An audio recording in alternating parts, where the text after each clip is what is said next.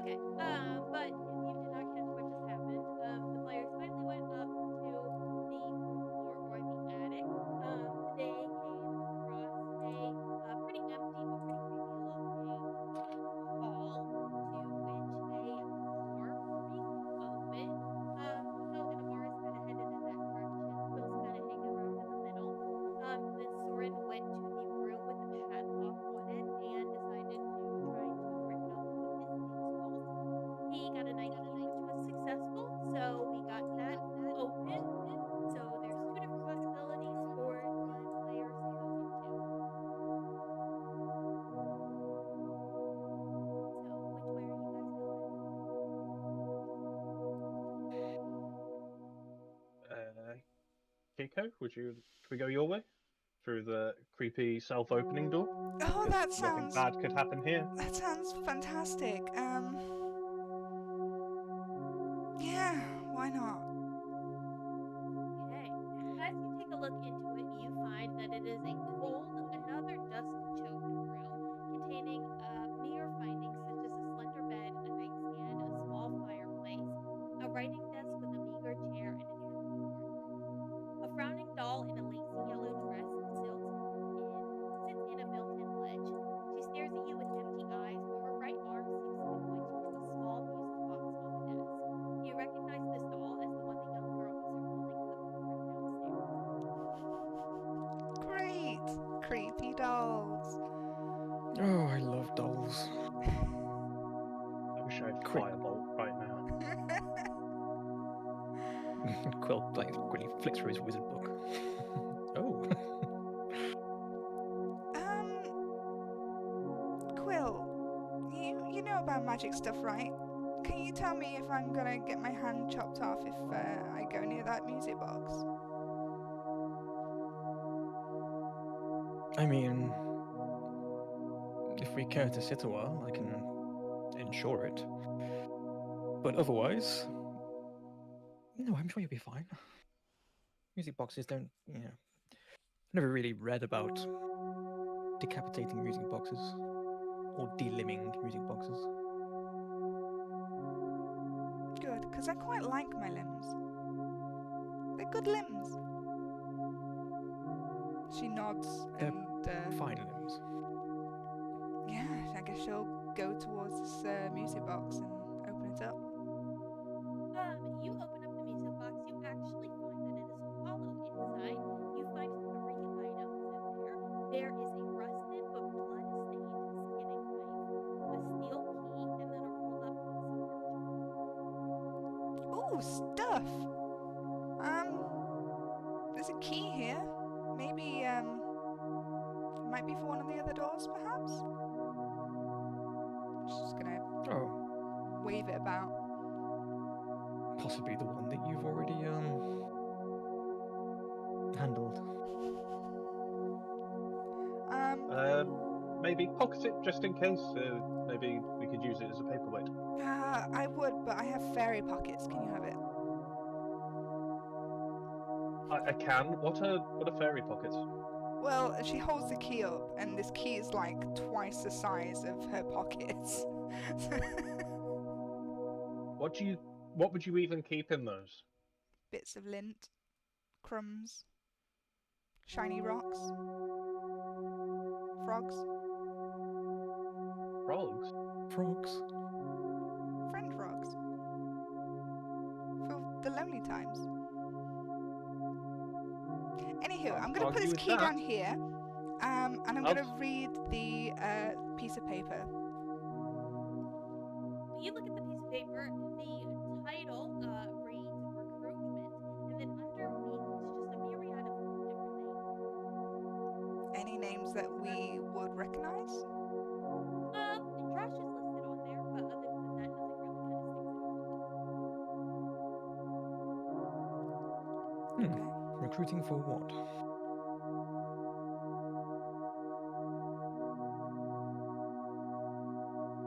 And what was the third item that was in here? A rusted and blood-stained skinning knife. Oh, nice. Yes. Anyone want a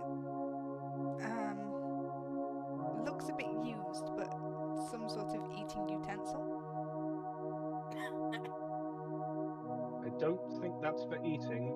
Maybe you should put it down before you catch a disease of some kind. Yeah, you're probably right. I did lick that blood earlier. On second thoughts, maybe you're probably immune to whatever's on it. You could take it and maybe jab it in someone and they'd get sick.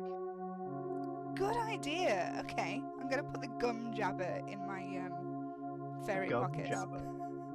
Gum jabber. Yeah, for jabbing in the You gums. can't fit a key, but you can definitely fit a knife in your pocket. Well, if you jam it down hard enough, you make a little hole. So you know, In your leg. in your What leg. to say? There we go. It's Kiko immediately cuts herself with the knife. We're going to find out in like 15 sessions that you've been putting things in your pocket this entire time after the fact, and they've just been falling out. Does tetanus exist in D&D? Just asking. It does now. Shit.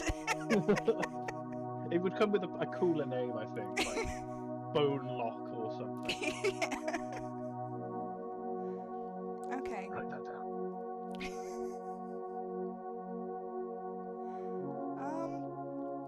Well, maybe we should try that other door then. The one that we now have the key nothing for. Nothing else in the room? How about the doll? Anything, Do you want it? No, not particularly. It might ward off evil spirits, though. If one of them happens to be the spirit of a child. Yeah, she's gonna pick up the doll then.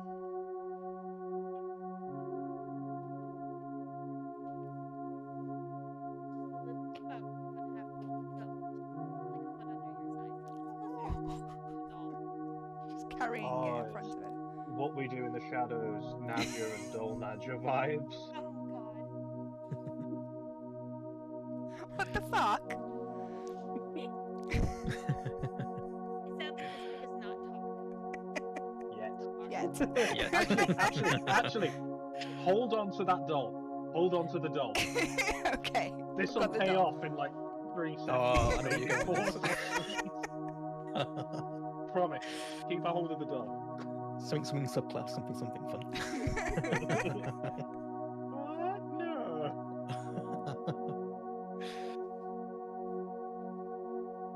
Oh, okay, let's see what's behind door number 2, shall we? You open up this door and you see that it contains a small room. It has a window that is flanked by 2 dusty wood-framed beds, sized for children. Closer to the door is a toy chest with windmills painted on the side and a dollhouse that's a perfect replica of the house in which you stand. These furnishings are draped with cobwebs. Lying in the middle of the floor are 2 small skeletons wearing tattered clothing. When you say small skeletons, do you mean child-sized skeletons by any chance? I mean, you would have a small skeleton. True. Do fairies have skeletons? Yes. Cool, makes a note. Something, this'll come back later. Something, softcasters. It's like a telltale game. I'm gonna form my thinking. I won't remember that. Yes, the Wizard of Bones. That's my session notes so far. Fairy bones, question mark. Oh, my watch just started working. Oh, poor things. I suppose these are the children. Suppose that would make sense. We have 3 kids, right? We have Thorn. The Yeah, other one Thorn with and Rose, was it? Rose. Thorn and Rose, and then we had Walter. Wall. Spot the odd one out. One that's trained up in the basement in bestial form, I think. Very odd one out. Quill will wander into the room. Anything in this room? What do you say? So there's 2 skeletons, there's 2 beds. Just as you step foot over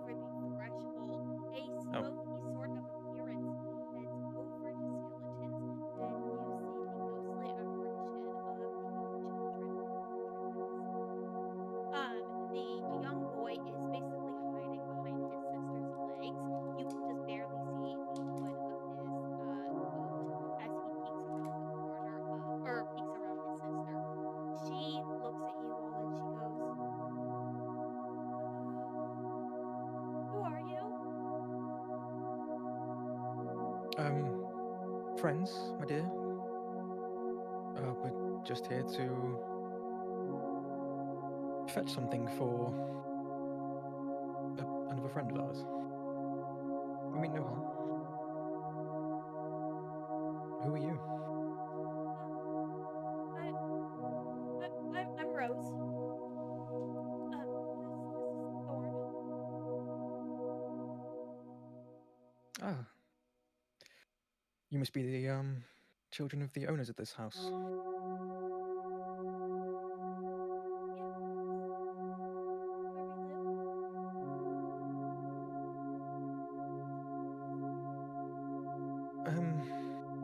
What happened to you? I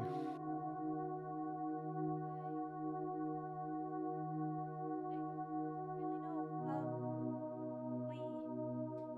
We came up here one night. Mom said to go up to our rooms, and then it just was so long,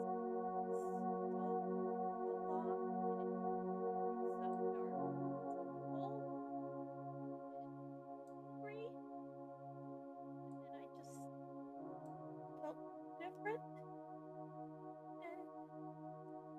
and she like looks down at her skeleton on the floor and she goes, "Well, I think you know."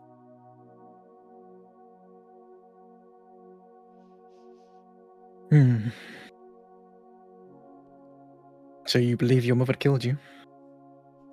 It appears she locked you in this room.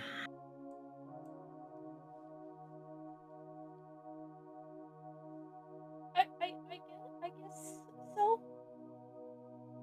I don't know. I heard her and Daddy fighting, and then I she told us to go upstairs. Daddy said he would be right back, and then he didn't.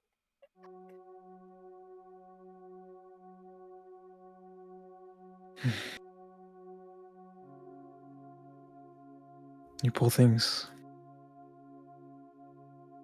Are you...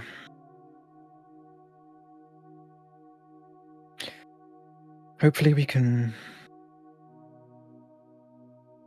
take your bodies and lay them to rest.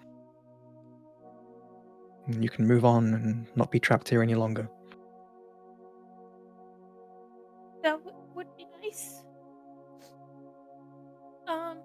There's a small area outside.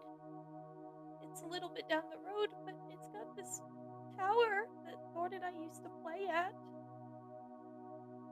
Nice to be there instead of in here. Of course. We'll set you free in the fields again. Okay.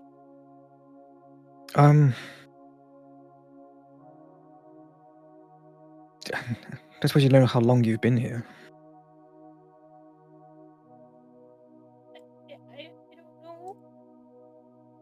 Sometimes I wake up and it's daytime, and then sometimes I wake up and it's nighttime. I don't know.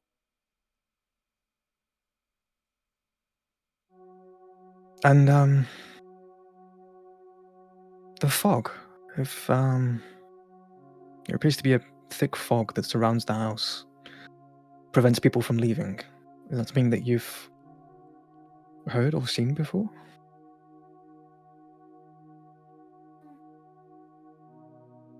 I mean, I've seen the fog like around the land. Yeah. Do you know its cause or its origin? Or how we can break it? No, I'm sorry. Not really. I don't really know. It's okay. That's fine. And does this house have a cellar by any chance?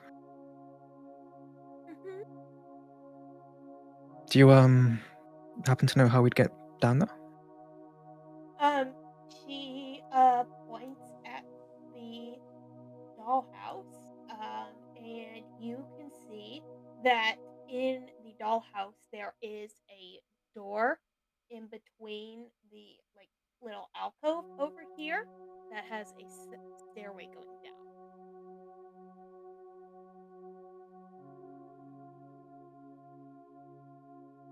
Superb. Thank you. You'll kind of like turn around and just go, Kiko, Yeah. do you still have that doll around? You just can't say under his breath. She kind of pulls the doll back round and gives it a little hug, and then wanders over to the child and goes, I think this is yours. Oopsie. She kind of like grabs it, and like even though she's pretty incorporeal, the doll, as soon as she touches it, kind of seems to match her, and she's able to hold it and hug it real tight. And as you do, she kind of like lets off a little glow, and she goes, "Thank you." Um, uh, it's not a whole lot. But she points to under her bed where you can see a tiny corner of a book peeking out, and she goes, um. I don't know if you guys know any magic, but I found a spell book in my father's room, and I've copied some of them down. If you want it. Thank you very much. I'm sure that will be very useful. And she pats the doll on the head and says, look after her, won't you? Rose nods and she goes, Lucy does.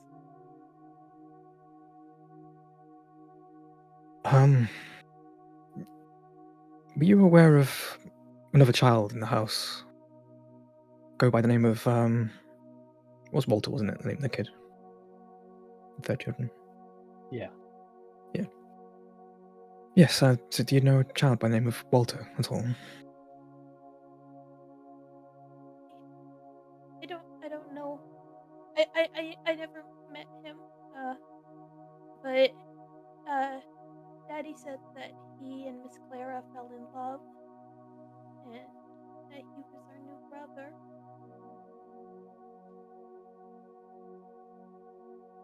Clara had to leave before I could see him.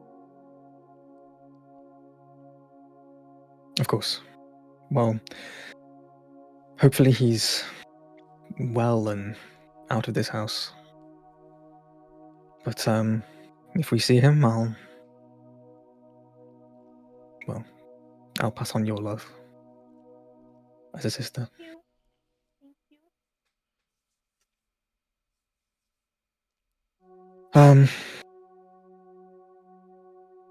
Well, look, as soon as we clear away through the fog, we will come and collect your remains and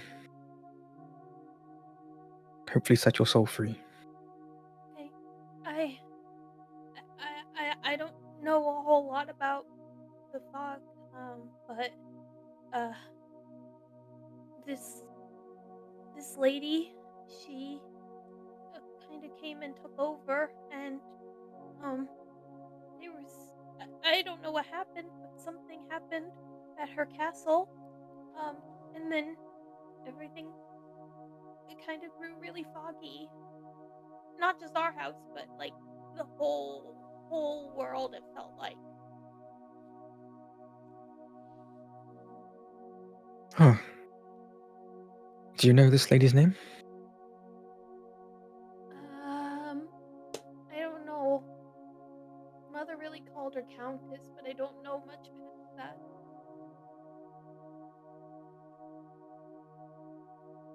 Countess, do you know where you're from? Yeah, I live in Barovia.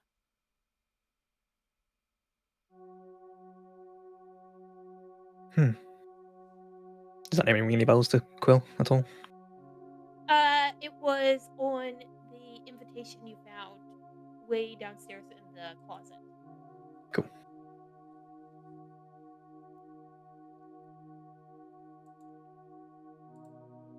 Huh. So, obviously a very powerful woman. Is she familiar with your family, or? I don't I haven't like seen her, but uh mother talked about her a lot.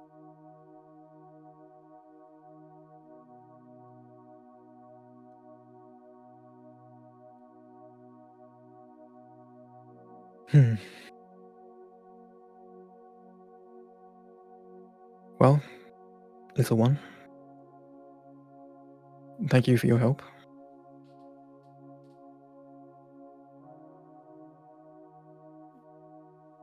You're welcome. I'm not sure if you can leave this room, but you're more than welcome to follow us around. I mean, um,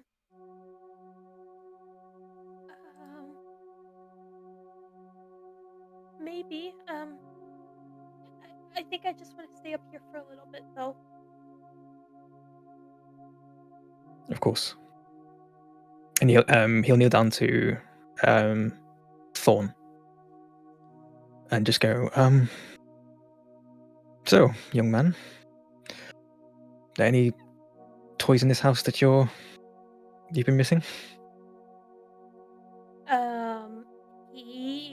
He doesn't seem to speak to you. He just kind of like gets his eyes really wide as you talk to him, and from behind Rose's like legs, he pulls out a doll that kind of seems to match Lucy's aesthetic and like same build and everything.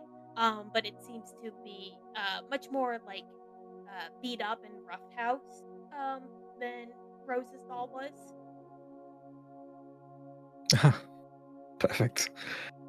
And what's their name? He kind of like looks at you and then like looks up to Rose and he goes, his name is Arthur and he fought a dragon. Arthur. Yeah. I think I've read tales of Arthur. Finest dragon slayer there ever was. Sword and shield in hand, a brave knight. Yeah. And he kind of like takes his other hand from behind Rose and he like messes with the doll's arms as if it's like wielding a weapon. Superb form, young man. Did you read the one where he fought a Tarask? Oh. Yeah. Yes, it's quite a rare tale. But single combat. This beast is tall as a mountain. Oh. The size of 20 dragons. That's awesome. Well, one day hopefully we can read it to you.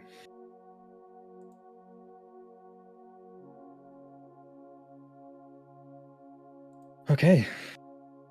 Well, we're just going to yes, have a further look around. Hopefully clear this fog. And yeah.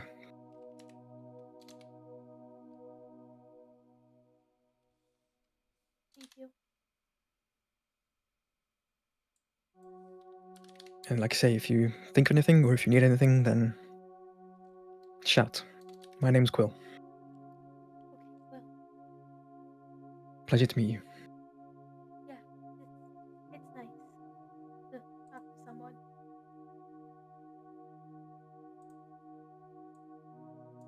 Kill with a little smile and then turn and step out of the room.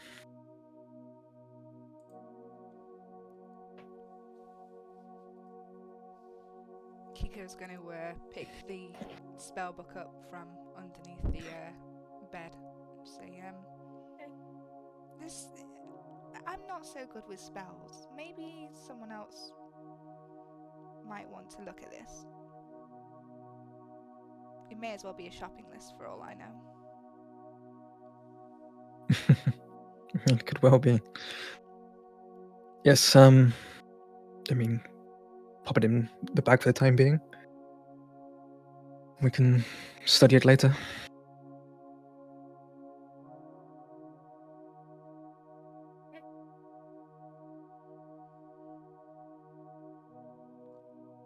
So the doll's house that they pointed to an alcove, didn't they? Yes. So, as you study the dollhouse, you see that this like wall right here, in the dollhouse is not actually a wall. It is actually a stair. Perfect. So Quill will walk up to that wall and just give it an investigate, see if there's any kind of like mechanism to open it, or if it's kind of like just a pushy thing, or Go ahead, just roll an investigation check. cool.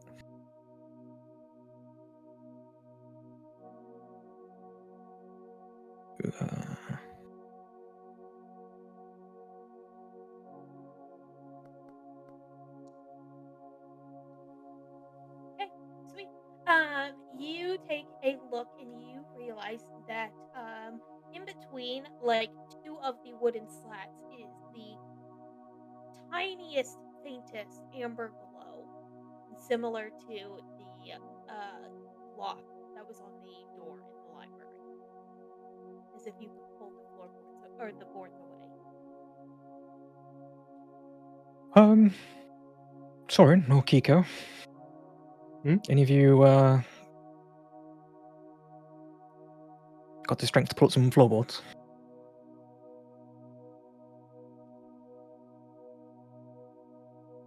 Can certainly give it a go.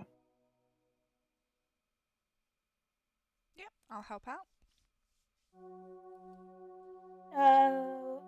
Yeah. Jack, if you want to roll strength with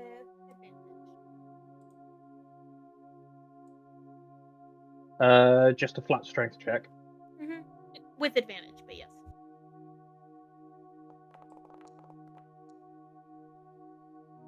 Okay. 13. Yeah.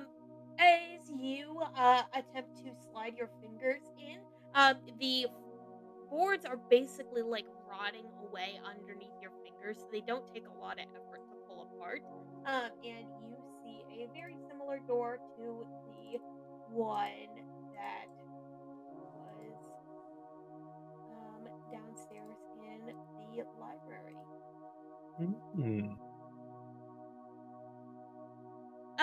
You see that instead of leading to a room this time, it does lead to a very narrow spiral staircase of aged-looking wood. Thick cobwebs fill the staircase as it descends into the darkness below. It is so like cramped inside there that you almost feel like you would have to like crouch just a little bit to avoid your head being bumped by the upper levels. I am a tall boy. Well, Before we descend, is there any more areas to check out up here, or? kind of points thumbs either way to the two doors on his either side. I guess there's any more poor souls up here we should free. Would you like door number 1 or door number 2? Behind one of them, maybe a carriage? 2. It sounds more lucky. And Sorin is going to try and push open this southern door. It easily opens. Look at all the ghost corpses.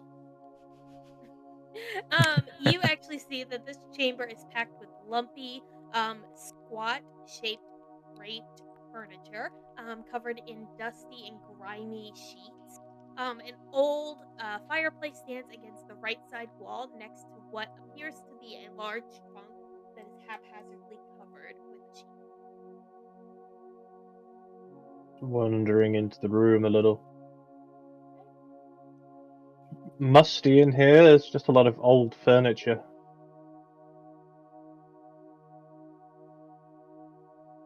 Whew.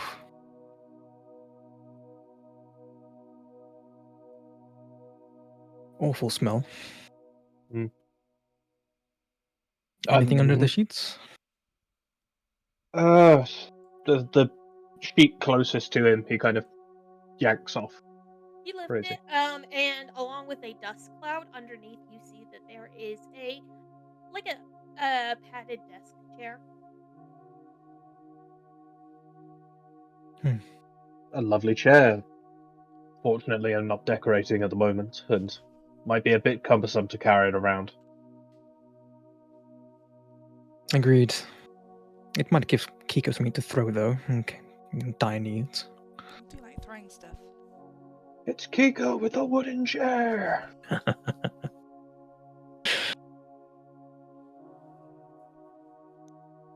Quill will turn around as well and just open up this door behind him. You open up that door. It is just a meager, like, spare guest room.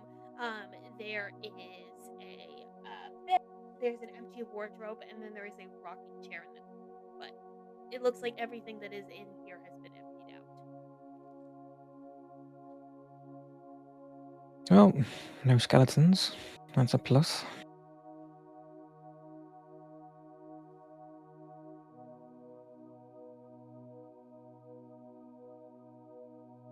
Once more into the depths, then, I suppose. Indeed. Quill kind of like peeks head into the dank staircase and just go, any volunteers? You say that, and you can hear your voice like echo down to the stairs.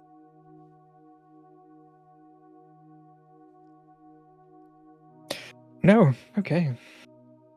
Down the rabbit hole, as it were. Because he's a rabbit. Yeah, I need to educate you on the houses we hold. It's far superior to this. And Well, Quill this will house start is haunted, descending. So, True.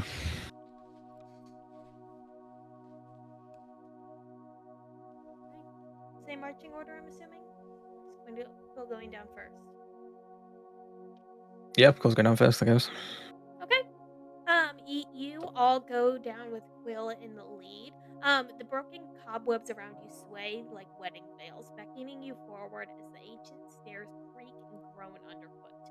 The gaping maw of the stairwell draws you deeper, swallowing you up as you descend down its gullet. You descend 1 floor, 2 floors, 3 floors, and finally down to the end. The walls of the stone shaft narrow around you, forcing you to hutch your shoulders and pull in your elbows as you continue downward.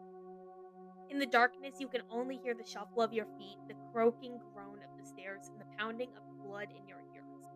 Finally, after what feels like hours, the descent levels out and the spiral staircase ends at a darkened landing of packed earth.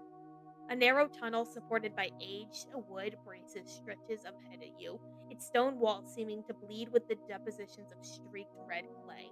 8 feet ahead, the tunnel splits, branching to the left and right. As your eyes and ears adjust to the cold, subterranean corridor, you notice the tunnel isn't as silent as the staircase above. An eerie, low pitched sound echoes throughout the space, and you soon recognize it as a deep, incessant chant.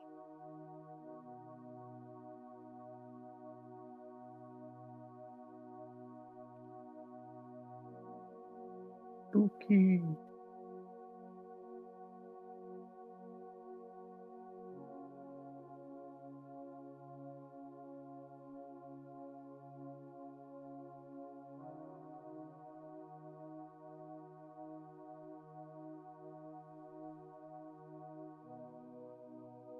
Ugh.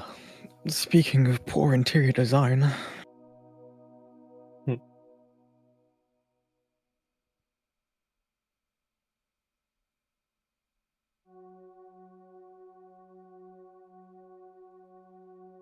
So, Sorin, corridor number 1 or corridor number 2? It kind of peers past you slightly. It's like, well, I can see slightly further down corridor 1, so. 1 it is.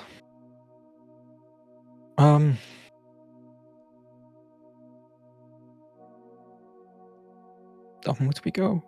Let me think like a tentative step forward. More junctures.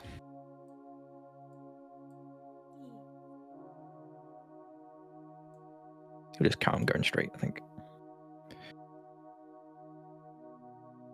Okay. You head kind of towards the down the left side. There is another offset that leads to like two other smaller hallways, or around the corner you can see what kind of looks like a dining room. It has like a table surrounded by 4 chairs.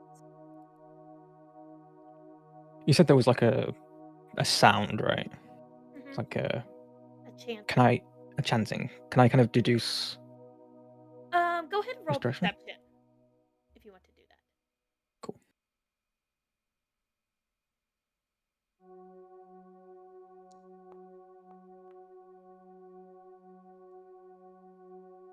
It sounds like it's kind of coming from like the southern direction, like as if you were to turn right at the stairway.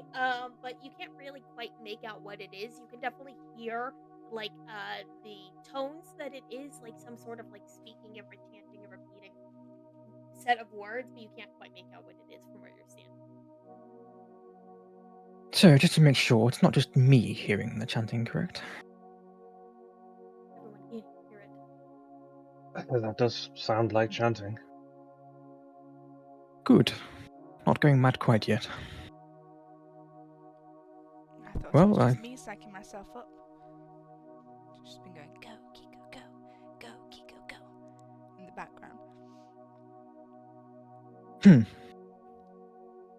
I like it. I shall incorporate that into my own battle routine. Well, I found a charming dining room, I believe. You'll just kind of wander forward a bit. Follow on.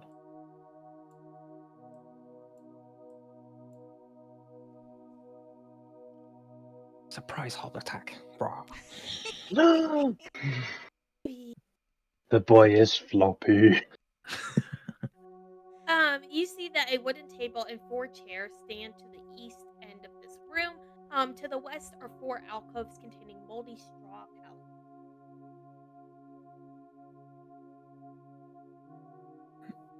pallets. He'll wander in the room, just have a look around, investigate around, see if there's anything that catches his eye. Can't look under the beds. Turning the beds. Are the beds like flat on the floor, or is it like gap underneath them? There's like a wood base, but there's no legs to the base. They're Yeah.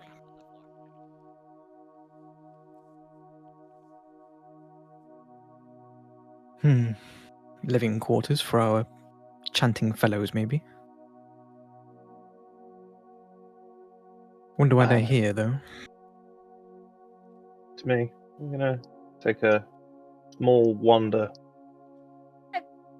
You go further around the corner, and this time, in addition to the alcoves, you find a little bit kind of like of a better set of beds inside the alcoves. The ceiling of this dark earthen chamber rises about a foot higher than the rest of the tunnels you've gone through so far. It's supported by thick wooden posts and crossbeams that had rotted with age and bear deep holes indicative of hungry termites. Here, a lonely well stands at the center of the room, surrounded 3 sides by several smaller alcove-like chambers that have been carved into the walls. Old footprints crisscross the floor, leading into the alcoves, around the well, up a staircase on the other end of the room, and then back upstairs the way you came. An old hempen rope attached to a rusty pulley descends just past the mouth of the well, swaying gently in the stagnant air as if just abandoned by an unseen owner.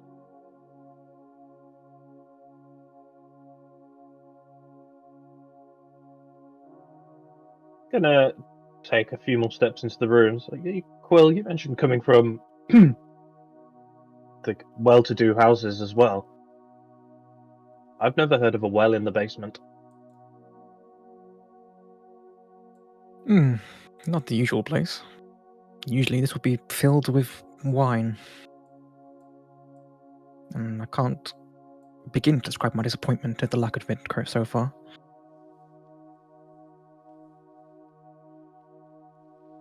Well, I'm sure you can get a drink once this horrid affair is over. Quill will kind of like go up to the well and just peer down it. You peer down. You see, just inside there's a little bit of a bucket. Further down, it's too hard to see like where the water is. But the bucket's, like I said, is swaying in the air. Is the bucket wet? Like it's been Bucket's recently not used? wet. No. Okay.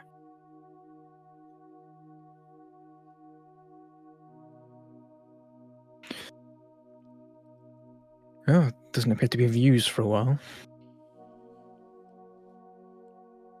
Could be that whoever's down here wanted to be self-sufficient and not leave this place for whatever reason. It's certainly suspicious. I mean, normally a cellar would have access from maybe the servants' quarters or the kitchen.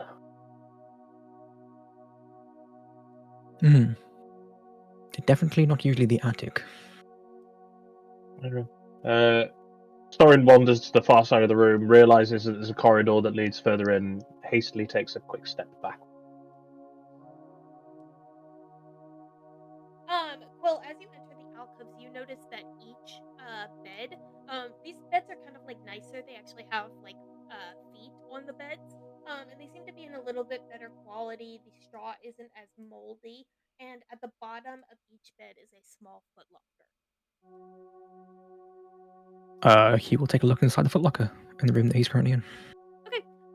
In this one, you find there's like some pretty worthless like general personal effects. Like there is like set of clothing, there's like hairbrush, there's like general grooming supplies, but you in there you find a pouch made of this like patched together leather like substance that contains 11 gold pieces and 60 silver. Oh.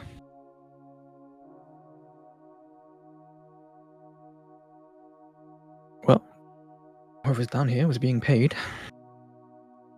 Or had money. Boy, why didn't you say so? Yes. Sorin kind of trots over to another one of the alcoves. Kiko, money. Ooh! She comes flying over. Amaris, if you could keep an eye out for wandering people. She's And they stoically nod.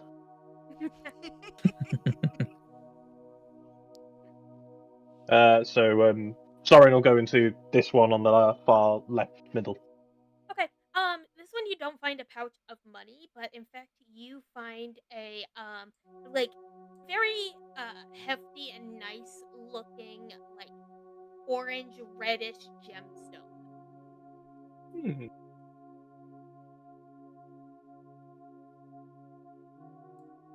I'm gonna go up into this top corner. In the top corner, this one you find the same general like personal belongings and like effects. But you also find inside a folded black cloth are 3 green gemstones.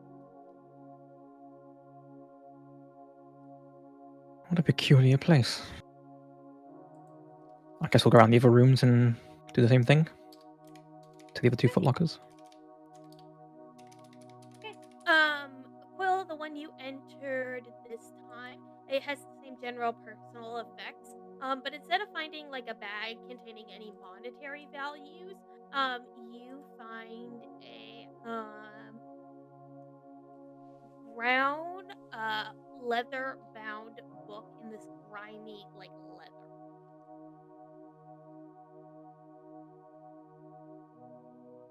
Cool. Oh, piling up the books today. I have a lot to study when we get to finally rest. You just kind of like open it quickly. Can you open it? Is it locked or anything? Locked. You see that the first page says that this journal belongs to Drasha. Flipping through some of the pages, you see that each page kind of has like uh, a name at the top of it. It lists a small physical description, and then down below it lists it says details, and some of the pages read things such as struggled profusely, no sedative given, but all of them seem to end in the phrase fed to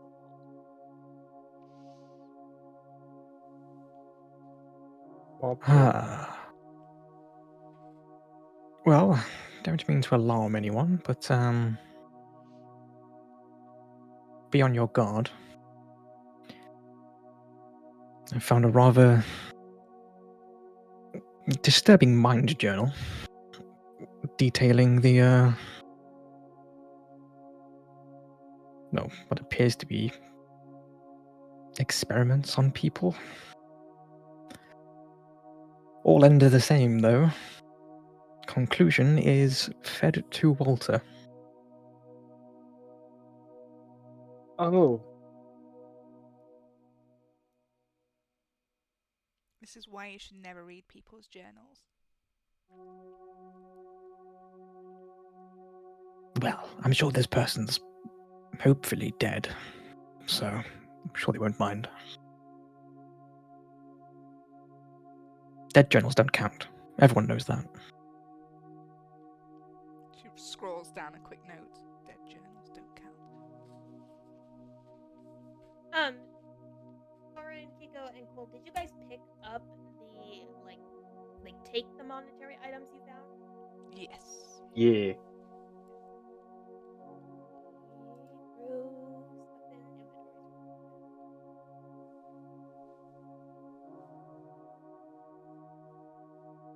Should we hold on to these? Ooh, hello. Shiny rock.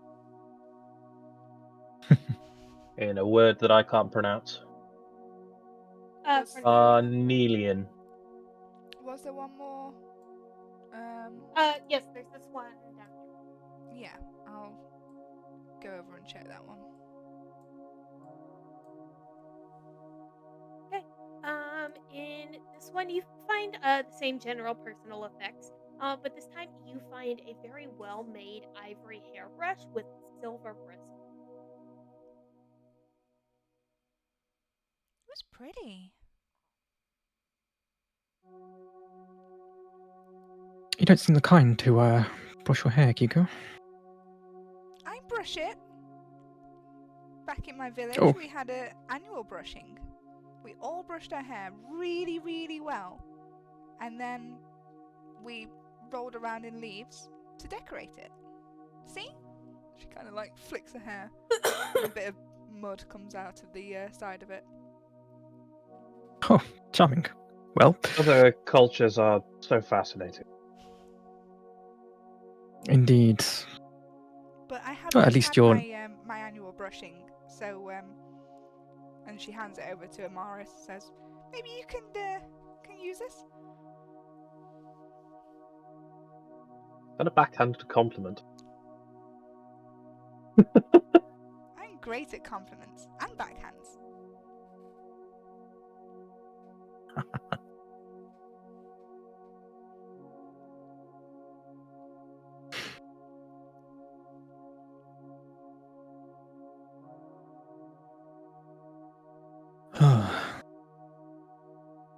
Well, shall we backtrack and go down these two little alcoves, or shall we venture forth?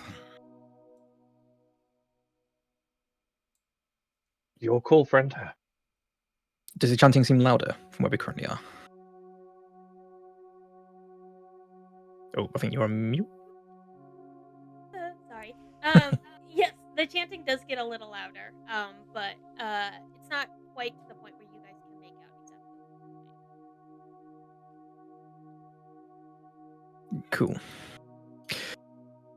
Yes, well, chanting this way. I think maybe from this point forward, we should try and be as quiet as possible. Kiko. Oh, okay. You chant away, friend, but just remember to quiet chants, or chant in your head. She starts just going. It's a small, encouraging smile, and then Crouches himself down a bit and then points towards the extra corridor, which for some reason we're allowing the wizard to take point. I'm gonna love it if he pops his head round that corner and just crossbow bolt, 1-hit KO. If anyone wishes to take lead, please do. Oh god, it's like that video from the person reacting to The Last of Us, the rabbit in the field. That's the cutest thing I've ever seen. Arrow. That'd be a great meme for this. Quill.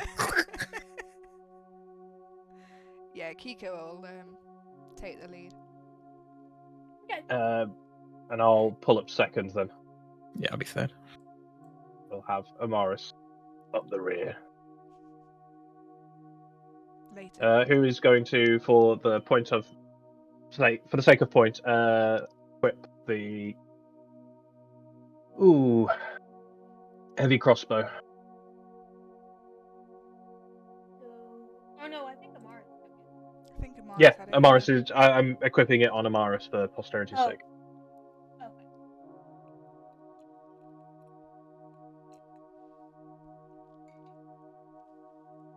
Okay, ready to head down the corridor then? Yep, it goes either straight or you can turn and make a right. Should we go towards the chanting? Chanting's like this. That was right, wasn't it? It's down here. Your call, Kiko. Yeah, let's see what's happening. Okay. Kiko, as you actually head that way, it is a little bit of a slight, like dirt-built staircase that leads to a quiet landing. The stairs continue upward and vanish around a bend. To the right, the landing continues straight to a lonely corridor. The tunnel seems surprisingly clean and lacking debris. At its far end, another earthen staircase descends down into darkness. The incessant chanting has filled the air of this underground complex, growing stronger towards the far end of this corridor. Its source seems to lie beyond the descending staircase.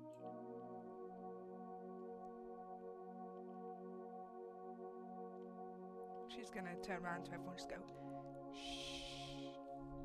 You turn around and you go shh as you feel the floor give out underneath you as you hear a loud crack and you start to plummet. She goes, shit!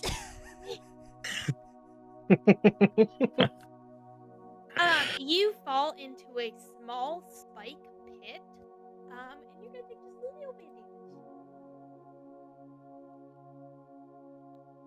Skewered fairy.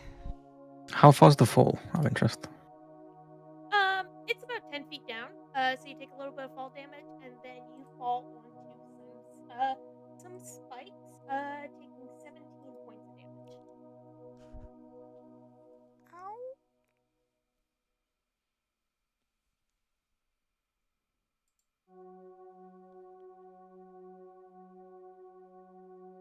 Ow. You okay, Kiko? I'm still alive, but I'm very badly hurt. Why didn't you fly? Good point. Kind of wasn't expecting to fall through the floor.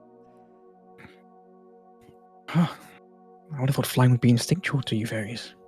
Makes another note in his notebook. Can you get back up? Yeah, I think so. Yeah, you're not like skewered down permanently or anything. You can or fly back up, I guess. Yeah, she gets herself back up and flies up to the surface. Oh, don't go down there. That room's not fun.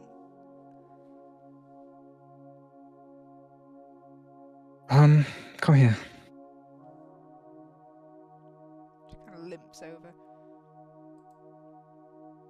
Cool, kind of like investigate the skewered wound and just kind of like reach into his bag and pull out like a little pot, which like you can see holds like a green paste.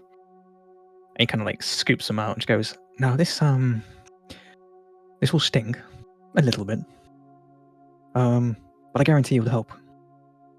So stay still." And he'll quickly like smear a chunk on where your wound is. He's gonna cast Cure Wounds on you. I need to target you.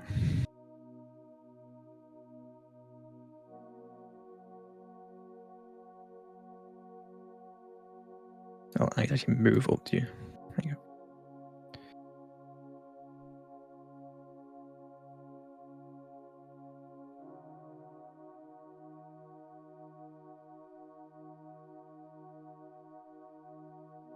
I did that wrong. Oh, there you go.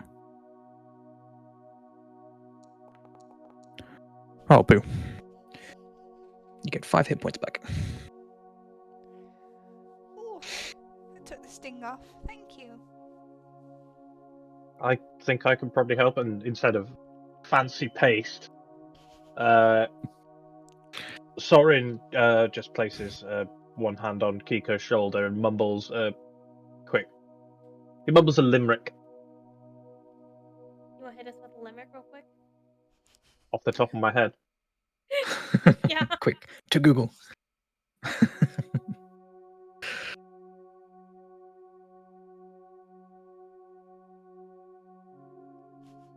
There once was a fairy from Fae who fell and lost their way. They landed on a trap, they hurt their back. Now I'll take that pain away. And I will also cast Cure Wounds. Okay. If it... I did target... Oh, okay, I've got to click healing. And mine will be better than Aaron's. Yeah. Yay! No, mine's not green paste, alright? It's not magic. It's just toothpaste. Oh, that's okay. Mine wasn't actually magic. I've just made you feel better. It worked. With the power I of healed limits. you with the power of friendship. And this gun I found.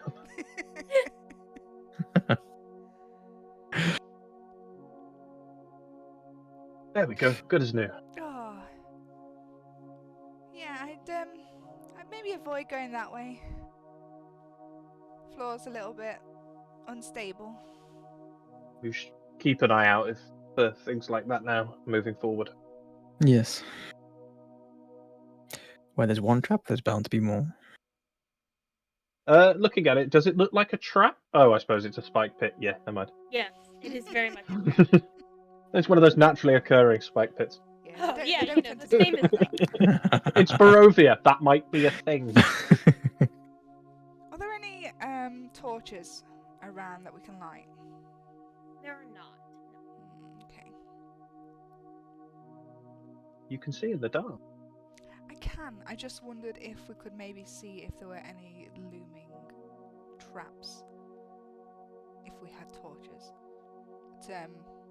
But yeah, I might just do a perception check You to have see if I torches can. in your inventory. Ooh, They're hidden in your backpack, but you do have some. that could be an idea. Yeah. I'll, Torch me. I'll pull out one of the torches and light it.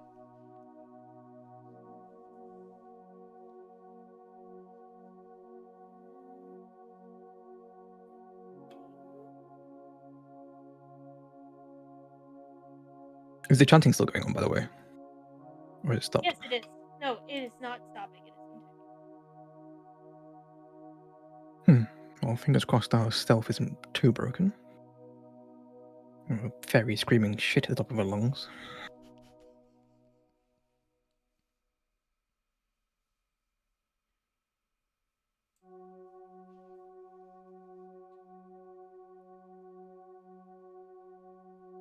Whoa! Oh my That's god!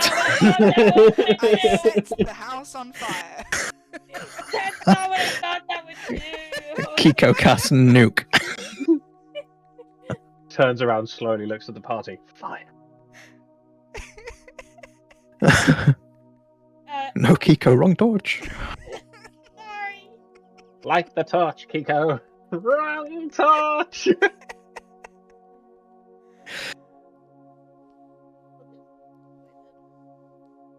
This torch is really good. It's got TNT written on it. There you go. Sorry about that. Of course, it stands for Tatar nighttime. Yeah. Or turbonuclear torch. Okay, can I see anything potentially deathly up ahead of me? Nope. There's a like small set of like earthen stairs going down. Okay. She's gonna fly along, just slightly off the ground. Over this way. Okay.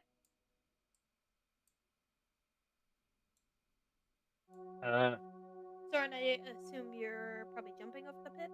Yeah. Okay. Oh, we're going this way. It's not hard. No, I think so. No? So You can go with the way you were going. this way, or you could go this way. Okay. The chanting is coming from like where the stairs go down. Yeah, we'll go stairway then. Okay. Oh, mister. It's so hard.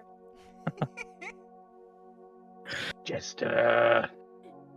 Knocked into my desk and knocked the camera over. Okay. Yeah. You once again see that it goes down another longer set of stairs.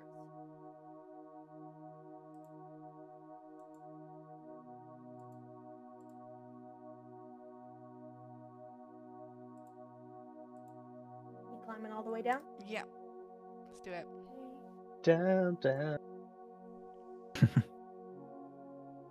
In the cellar.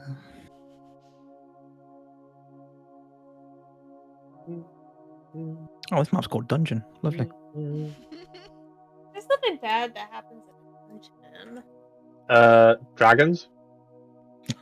You don't know that. The name of the game. Oh, look at that happy tail. Yeah. Hi, Jester. Helicoptering. You want to come up and say hi? Can you come up? There we go. Good girl. Good girl, Jester. Let's go. I love his scarf. Yeah. It's the Little cutest thing ever. bandana. Oh, thanks for the lick. Cool dog. See? It's got flowers. Adorable. Itchy baby.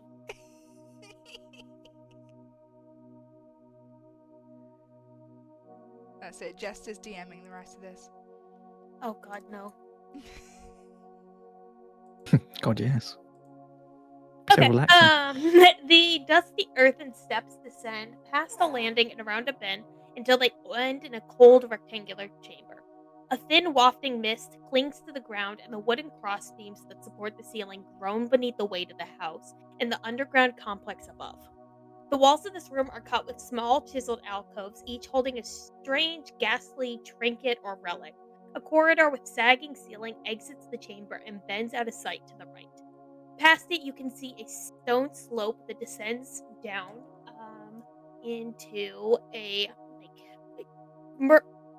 descends downward. The ghostly chant you've heard since entering the basement is strongest here and seems to be emanating from the other side of the downward slope. At this point, you can finally understand the words. They say over and over again in a ceaseless refrain, "She is the ancient, she is the land."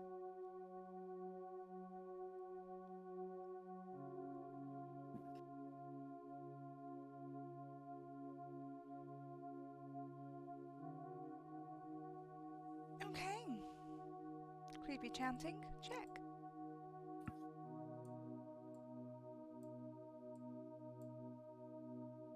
You have a check mark for your dungeon? Yeah. Creepy chanting's pretty high up on the list.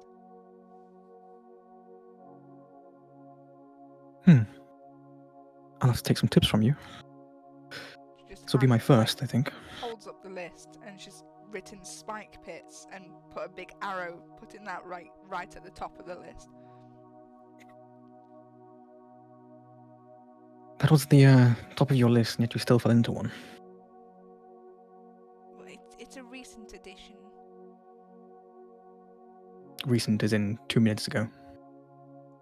Yes. Well, the first step is learning. Second step is down a hole.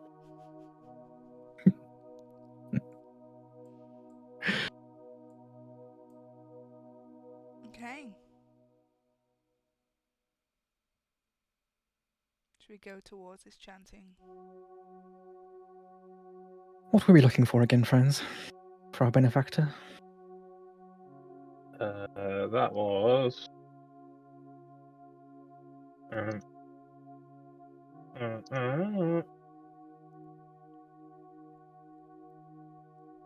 It doesn't really say. It just said a powerful object. Appears during the night time on a new moon.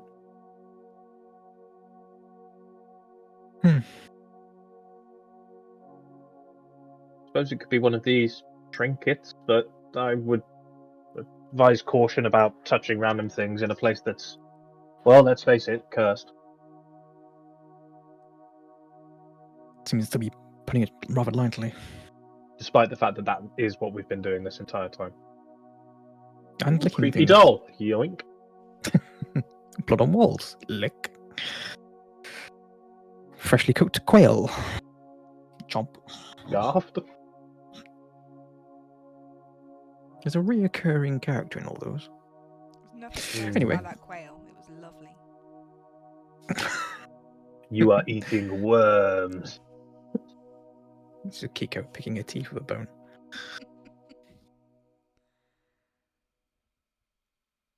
Right, let's go towards It's this just- chanting them. It's just chanting. What harm can it possibly do?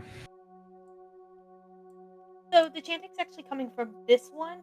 This is kind of like offshoot, but this is the slope. As you approach the front of the slope, you see that beyond it is a metal portcullis that prevents you from entering a room that slopes down into a very murky red tinted liquid.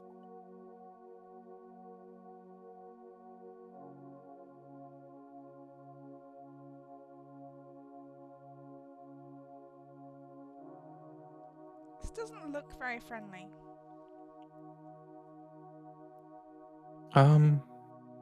Should we go with option 2? Yeah, option 2 sounds good. And you can squeeze through the bars, Kiko. Can I squeeze through the bars? It's just a little bit too small for you to squeeze past. You could attempt to lift the portcullis, but you can't quite squeeze through the bars unless you make yourself smaller somehow. Yeah, let's give it a go. Okay, go ahead, roll athletics.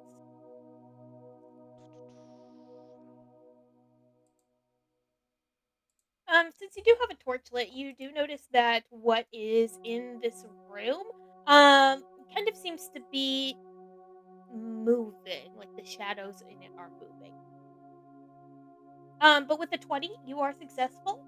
You do manage to lift the portcullis.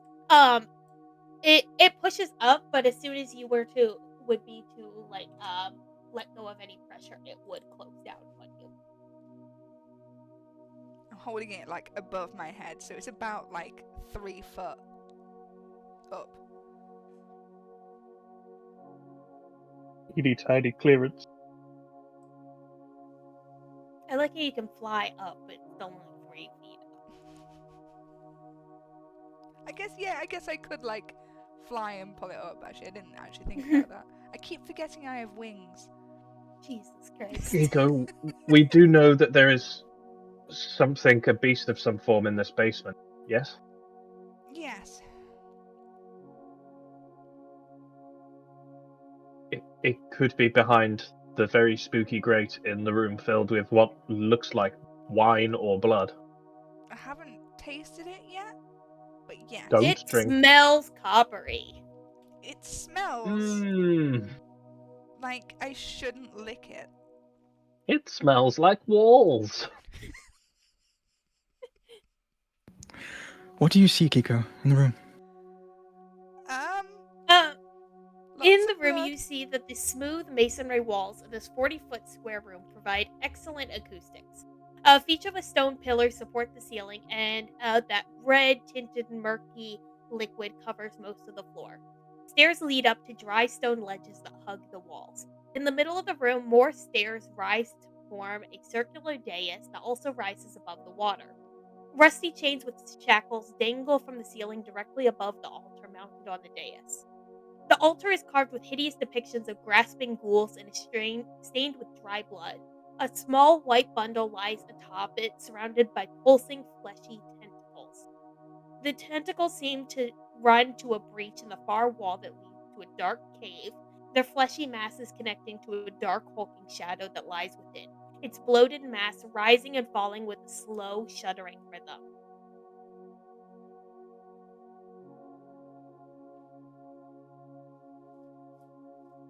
I think we found the sacrifices.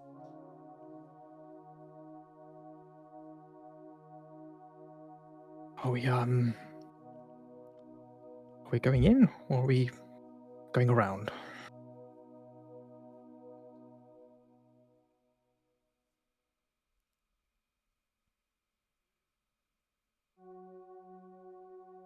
Well, I don't mind, this door's heavy, but I can hold it and let you guys through.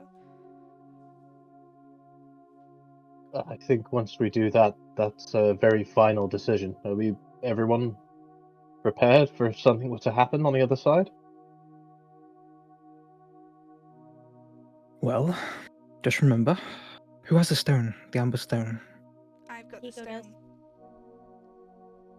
Okay, well, Kiko, remember, amber shard keeps the beast at bay as long as you say its name with conviction. Right. What does conviction mean? Oh, we're going to die. I presume you have parents, Kiko. No. Not anymore. An elder? I'm not sure on the fairy hierarchy. No. Okay, Say it like means... you mean it.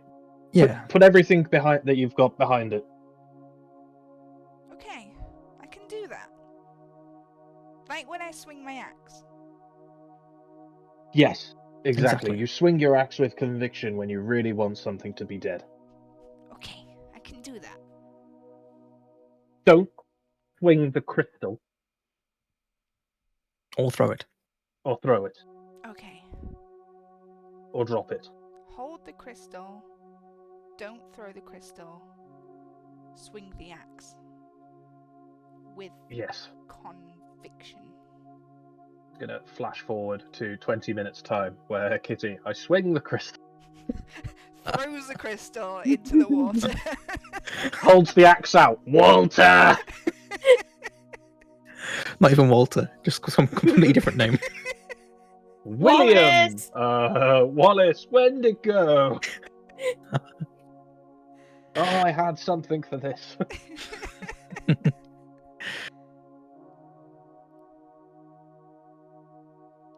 Oh, what's the worst that can happen? Let's go, my friends. Into the breach. Not you, Kiko. Just let's go.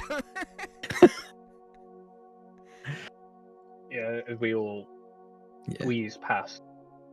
We could be on the same spot, can't we? Fortunate I that think. you are tiny sized. Yeah, it's fortunate you're tiny sized. I do want to say, just for meta knowledge reasons, stepping in the water, it's about 2 feet high, so it will be considered difficult terrain if you go through the water. Okay. And I will be swimming. You can fly.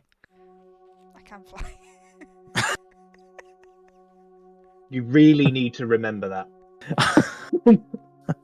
3 of you rounded the corner as Kiko is holding this up. You do notice that on the wall over here, set into the wall, is a wheel that is attached to a chain that loops up to the portcullis. Ooh, is there a catch on that anywhere?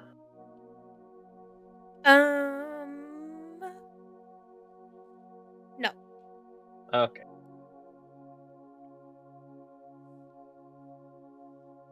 Cool. we'll figure out something to do with that point. Kiko, do you have a spear? Free? I think I have the spears from earlier, don't I? I wonder if we can wedge a spear between the chains and the wall, perhaps, and anchor it in place or anchor it open. Can give it a go.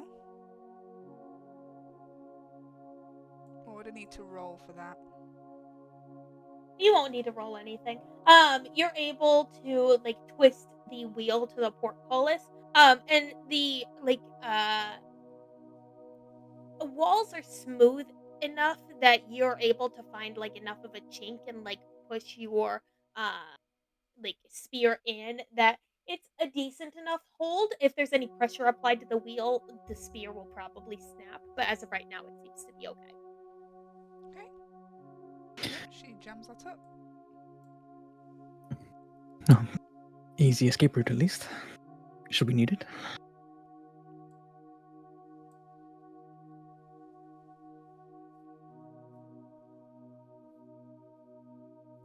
You said there was like a white mound?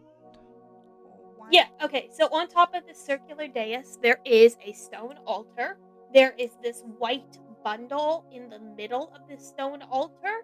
The white bundle is surrounded by like tentacle-like things that are reaching back from this cave area. I knew I should have taken Mage Hand.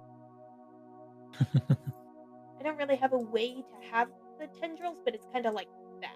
Does that make sense?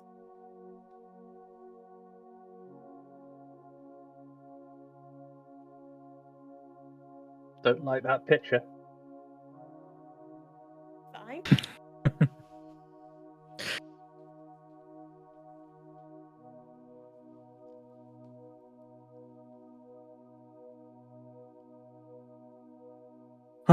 Well, any powerful artifacts anyone's seeing?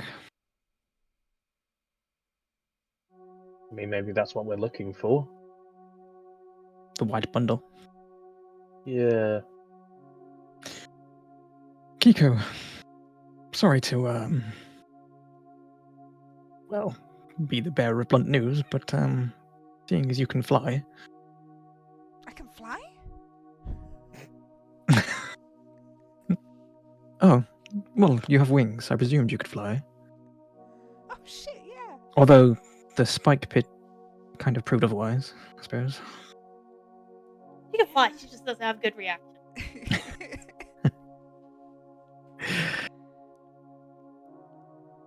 Would you mind scoping out the white bundle for us?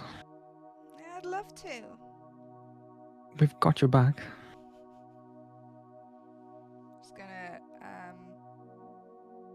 can she try and do this stealthily? Sure. You can roll stealth. You're just doing it quietly? Like how are you imagining you're doing it stealthily? So just trying to kind of keep to the shadows and like fly as close to the water stuff as possible. Are you still holding your torch? Or do you want to put that out? No, she'd put that out. There a wall bracket we can pop in? There is not, unfortunately. She could hand it to someone else to hold. It may still illuminate you. Yeah, probably so. Yeah, okay, she'll put that out.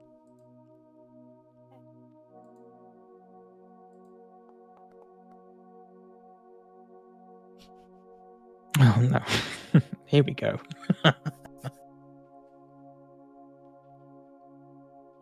Okay. You attempt to go very stealthily, but it just doesn't quite seem to be working out for you. You're pretty intimidated by this area, so you are definitely like doing your little Kiko go, Kiko go, Kiko go chant. And you're like, this is definitely inside my head, and everyone else can hear that it is not inside your head. But you do approach the white bundle. It's You notice two things. Carved into the altar below the white bundle is the words "Feed him." You also notice that as you approach closer to the tendrils, they are very like flesh colored, and have a very fleshy appearance. But they do have human teeth inset into them. Nice. No one's got any dreamers on them, have they? What a dream is. Oh, maybe that's a fairy thing. I'm not tired.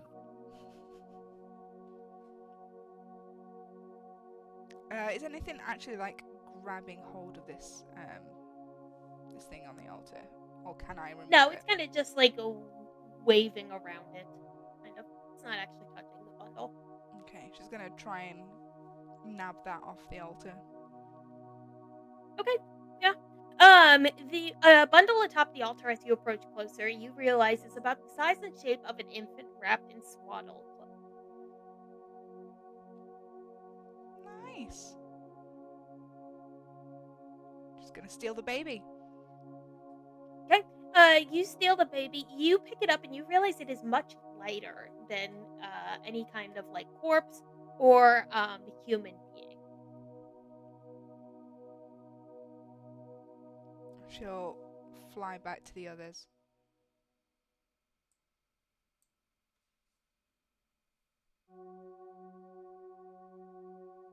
What did you find? She holds it up. Quill will investigate it. You hold it up. It is like a bundle of like I said, it's about the size of an infant. But it is like totally bundled up, and it's very light compared to what you would expect it to be. Can you like unbundle it slightly? You unbundle it, and you find inside a rusted, serrated dagger stained with ancient blood. Huh. Hey, baby.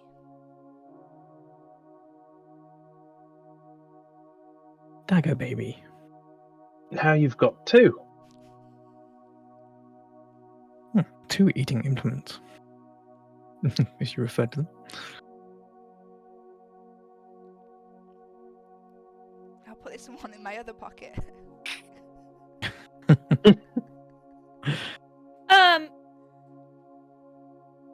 you put it in your pocket, it's a little too big for your pocket. And as you slide it down, you feel it slightly cut the edge of your skin, and you instantly feel the sting of this cut. And as you do, you see that the mass in the cave starts kind of like seems to sniff the air as if it can smell the blood that is now dripping down your leg.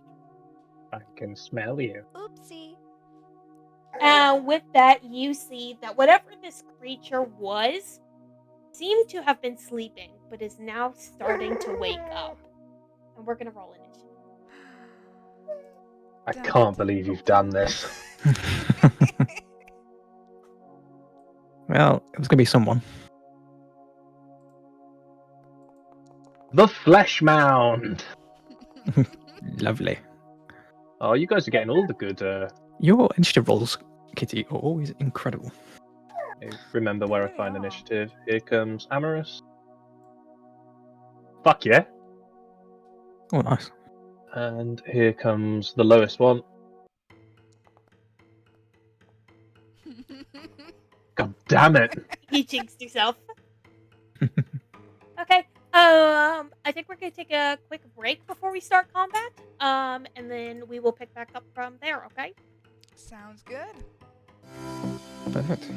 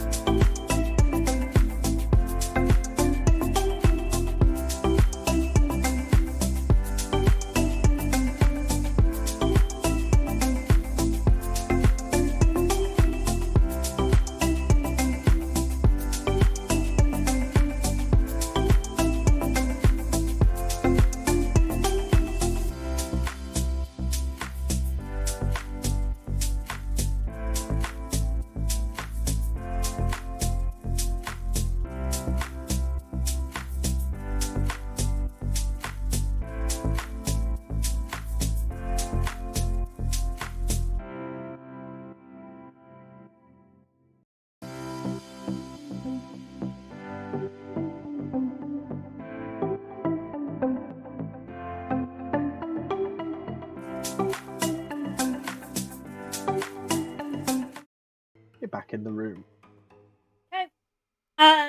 The monster down in the cave has seemed to sort of awaken as Amaris, or not Amaris, sorry, as Kiko wounded herself and sort of started sniffing the air. And its head like raises up, and you can see what seems to be like the largest, most like noticeable set of eyes on this thing looks straight at you, Kiko, as it's able to hunt you down just by the smell of the blood. Hold on. Oh, it's looking at me. It's looking at me. Guys. So, order for combat is going to be Amaris, Kiko, Quill, the monster, and then Sorin. So, Amaris is up first. Morris is going to start by taking very little shit. Once I get to... Did you say there are rabbit poops? I would. And Amaris is going to cast Guiding Bolt. Okay.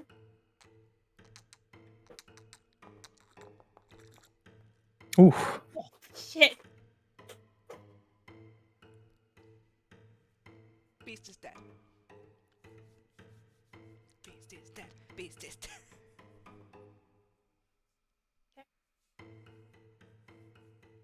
So that's a critical hit.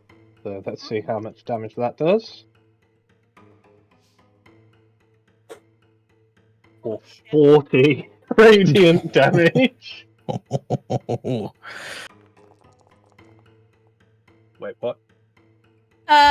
Lingering injury. Awesome. Which doesn't matter because it's Which left leg? the leftist left leg. The leftist left leg. And then that also applies the active effect of... I think it's the next attack on it has advantage. I believe you're correct, yes.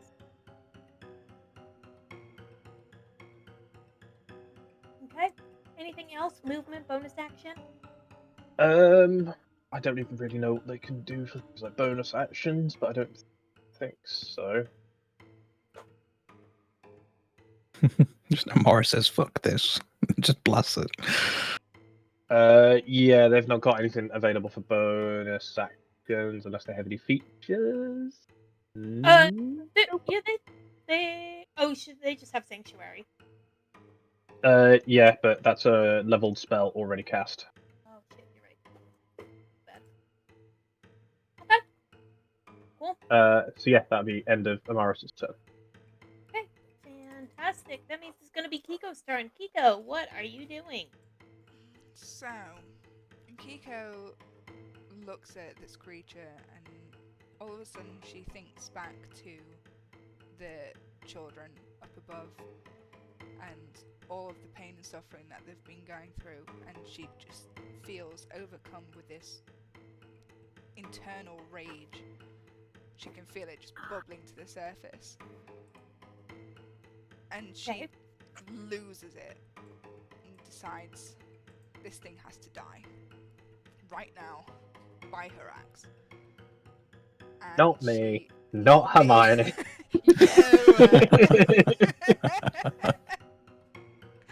So she's going to go into a rage.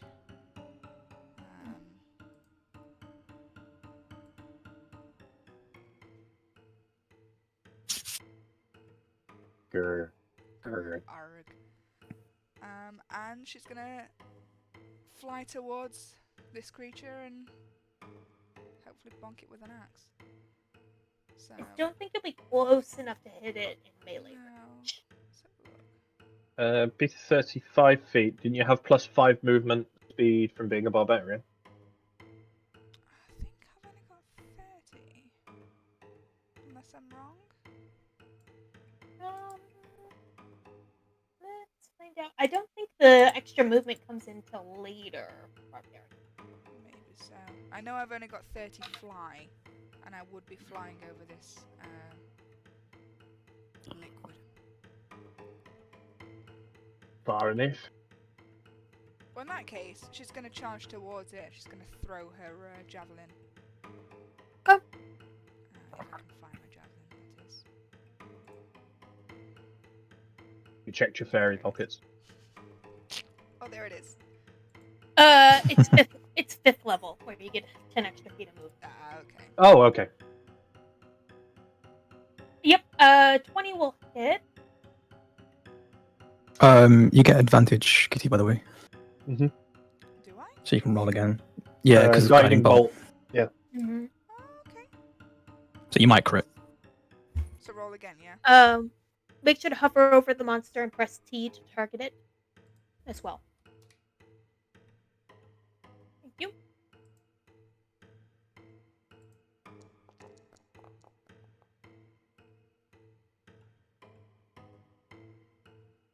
Okay. You didn't crit, you still hit it though.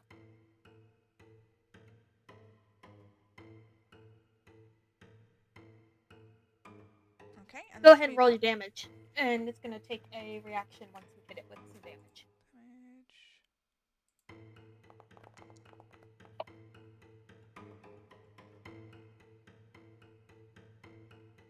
That is an obscene amount of damage for a thrown weapon strike. She was really angry. She threw it with conviction. In response to you hitting it with the javelin, the creature seems to sort of do basically like a somersault and roll into melee range.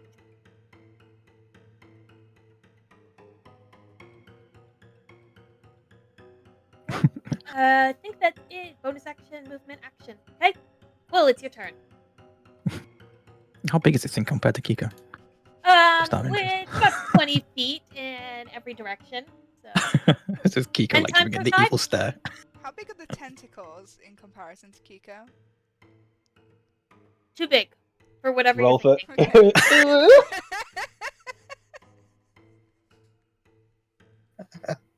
Kiko's new battle triumph. Ara, ara. Nice. Constitution save disadvantage. What are you doing? Cool. Depth mound. Quill will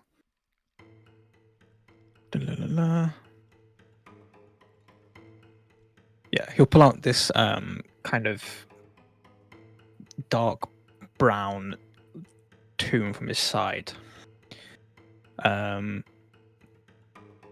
which you kind of see has like a intricate sketching of like a hourglass on it. And he opens it up and quickly flicks to a page. He's like, I think it's this one. And he kind of like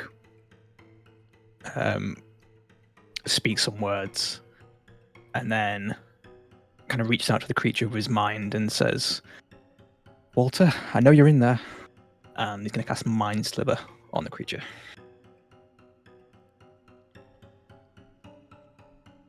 Is that an attack roll or is it saving throw? So creature needs a intelligence saving throw.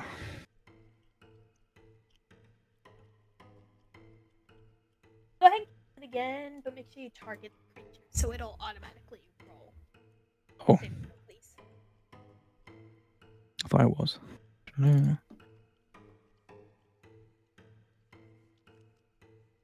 Discard previous.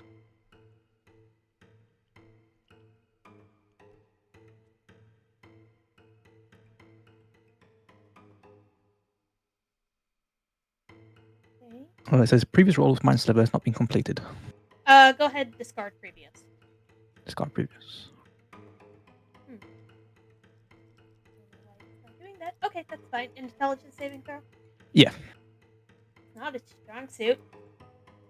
Play that. Got 10. 10. So it fails. Okay, what is mine? -4. So it takes 1d6 damage. So I should roll that. So it's 2 psychic damage. Okay. And then now it's. prompting me to do my saving throw. Okay.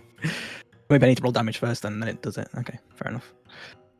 And then it needs to subtract 1d4 from its next saving throw. Cool. I'll let you roll the d4. Cool. Okay, sweet. So it will take 2 damage. Any bonus actions? Nope. That's Quill's turn. Fantastic. Okay, it is going to be the monster's turn. As its action, it is going to attempt to engulf Kiko.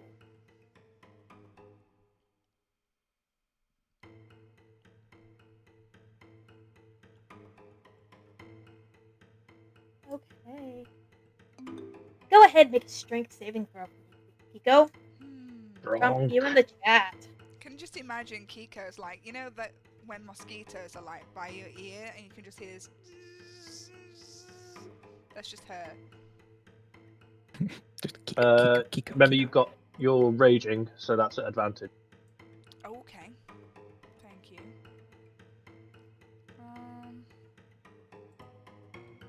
Okay, how do I do a strength? Oh yeah, I've got it. Just give you in the chat. Oh, okay.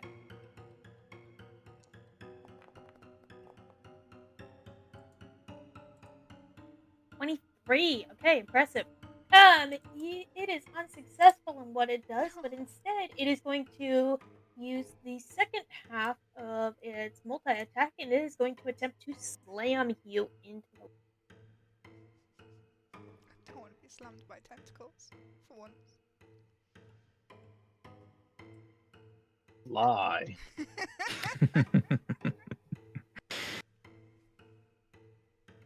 Inside check. Nope, it does not hit. It rolled an 8. Okay. Yes. Okay, let's go. That's fine. Okay.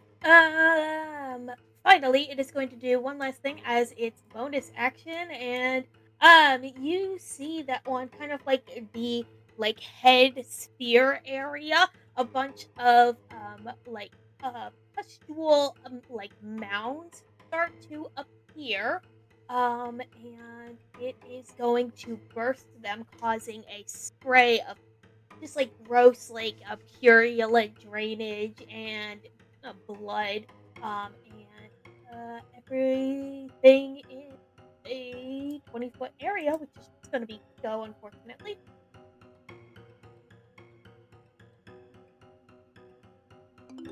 Constitution saving throw. Aw. I'm just eating that quail Unfortunately, as this well. one is not an advantage. Thank you. I'm gonna stick up quail everywhere, aren't I? Jeez. 3 17s in a row. Sus. But okay. Okay.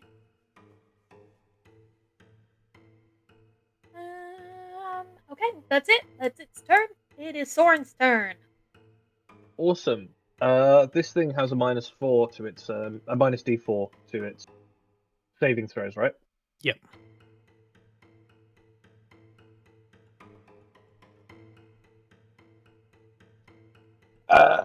Okay, Sorin is going to pull the loot off his back and make kind of similar to the music we're actually listening to now, like an eerie run along the strings. And I'm going to cast Dissonant Whispers. Okay. Target creature. Dissonant Whispers. So that should be a Wisdom saving throw on your end. Go ahead and roll that d4, Aaron. My boy! I gotcha. Jack, I think you need to roll damage first for it to prompt a saving throw. Oh, okay. I'll take it. Noise.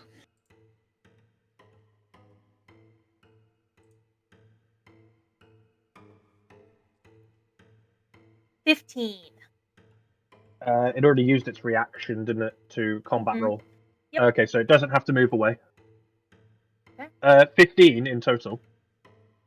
Yes, that was after the d4. You got a 19. Oh, very nice. In which case, then that is halved. So it took 7 points of damage. Okay, yep.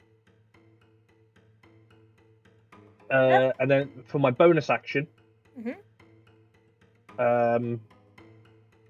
I am going to hit lovely Kiko with a bardic inspiration.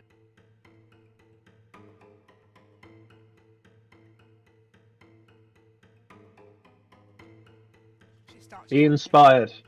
Go, Kiko, go.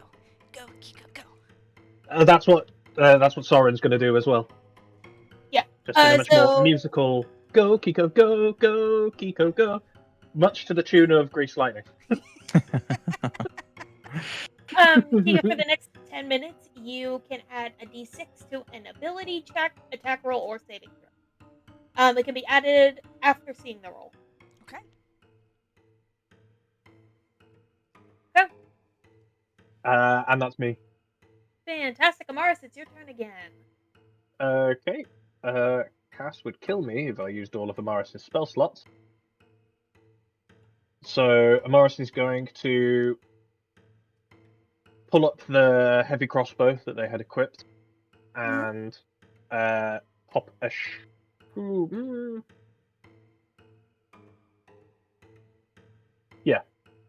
gonna pop a shot with the heavy crossbow. Oof. Jeez. Amaris. Absolutely blessed. Okay, cool. That's it. Oh, max damage as well. My God.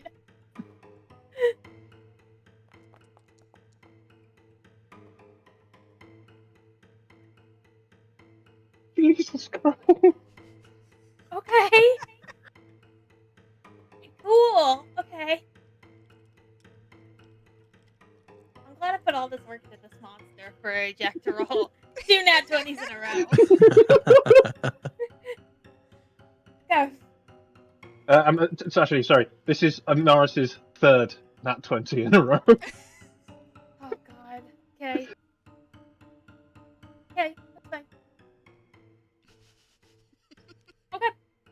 fine. Fine. Visceral pain. What did your attack even hit? Oh, good lord. Yeah, in response, the beast lets out this like very ear-splitting like cry of pain, but honestly, it sounds more like a baby's wail. Oh, that's not good. No, makes sense. And I believe that'll be it for Amaris, because their channel divinity's action is not.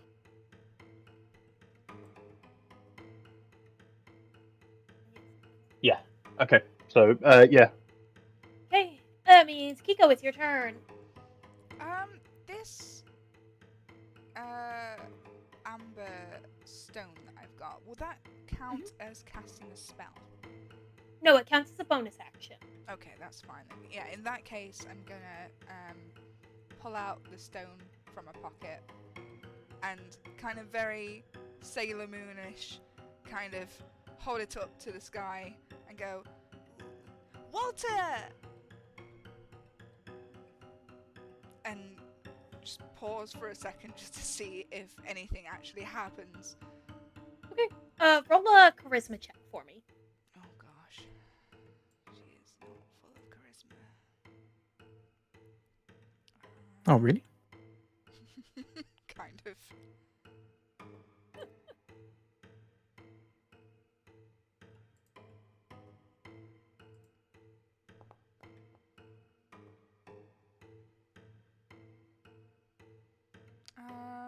That I'm would be gonna a use 13. my bardic inspiration on this.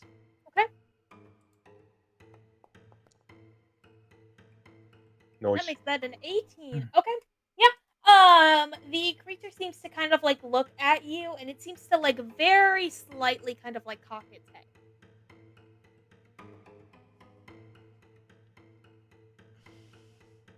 Do I stick it with my axe?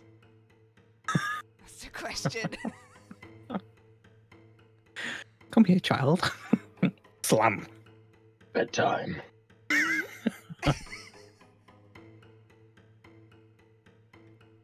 Okay, yeah, she's not gonna attack it then. You can hold your action. Yeah, I'm gonna. Yeah, I guess I'll hold my action that if they try and attack me, I'm gonna try and parry it with my axe. Okay, sounds good. That means it is going to be Quill's turn. What are you doing? Rabbit stuff. Salad in the background.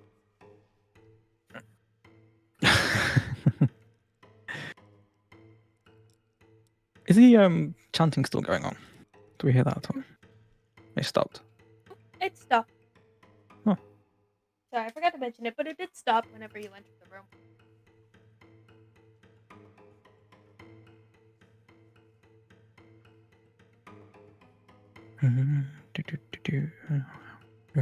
Sorry, just to double check, is the bardic inspiration on the flesh now? Mm-mm. We have the same logo. No, it says it took its bonus action. Oh, is that what that yellow thing means? Mm. Okay, cool.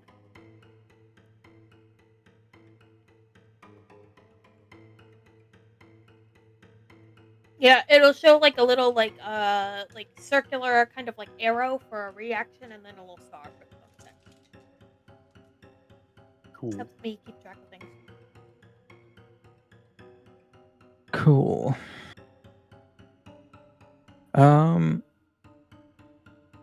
The liquid ooze is difficult terrain, isn't it?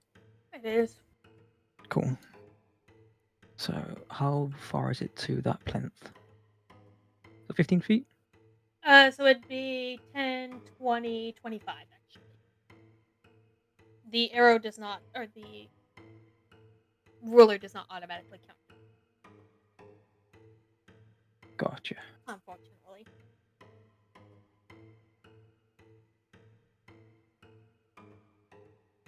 But I could move there in one turn, right? Yeah. Yeah. So You I'll have 30 feet, I believe. yeah, I do. Cool. They all 5 So feet he up. will move to the plinth.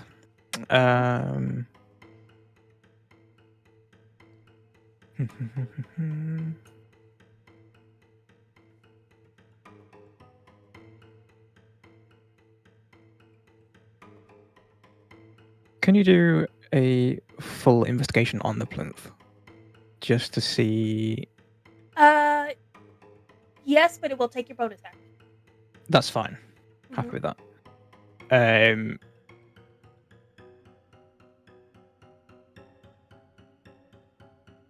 there anything Yeah, I guess particular you're trying to look for? it's kind of figuring out kind of, is it binding this creature? Is it like the main source of its power? That kind of thing. Go ahead and roll Arcana, if anything. Okay.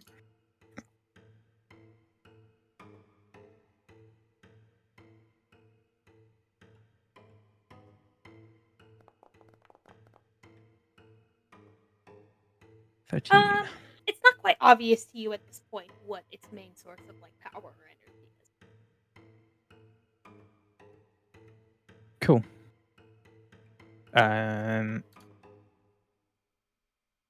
Pardon me.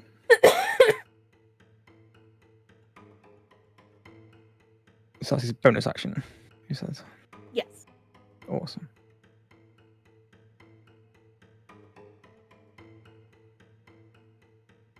Ooh. Okay, he is gonna. He's gonna hold his action. Okay. He's gonna hold firebolt. Okay. What is going to be the trigger? Firebolt, not ball. Not quite there yet. Almost. I guess any hostile action towards his party members. He's just seeing if it's kind of if what Kiko's said and the gems that she's held out, whether it's actually like tame the creature or not. Okay. That's it. Fantastic. Okay. Now it is the creature's turn.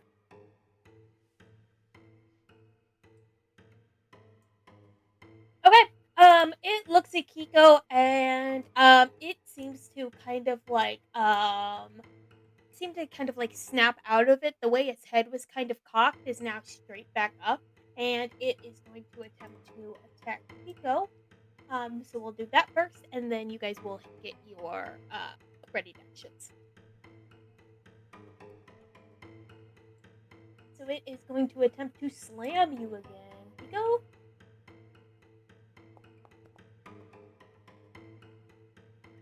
And a 19. Causing it to do 13 damage to you, and you will take 6 because you're raging. Okay. So, Kiko, you can go ahead and swing your axe. Part of your ready action.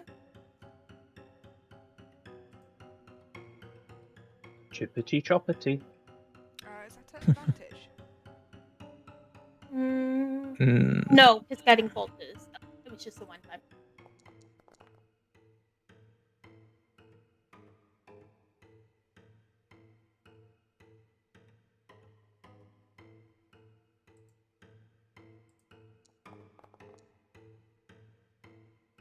Doing 7 damage, and then Quill, you get to do your firebolt. Awesome.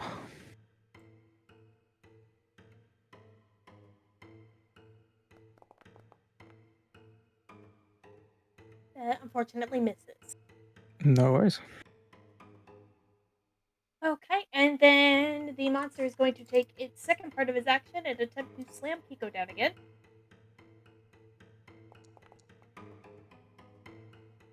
And that one will unfortunately miss. And it is going to once again attempt to take its bonus action, grow those gross little pustules on top of its head.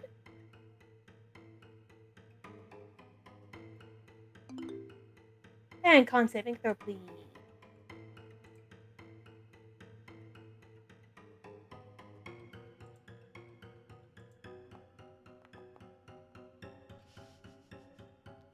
Shit. Less. Oh.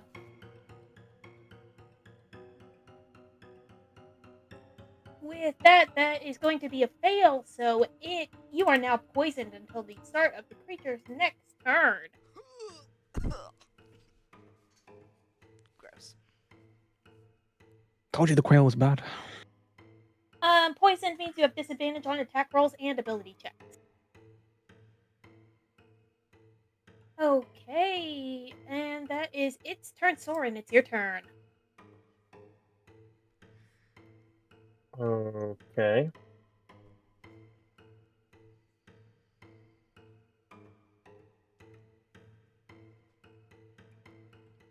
What is it? Also, I have no idea how or why I've drawn that. That's fine, I'll get rid of it. Thank you. You're welcome. Phew.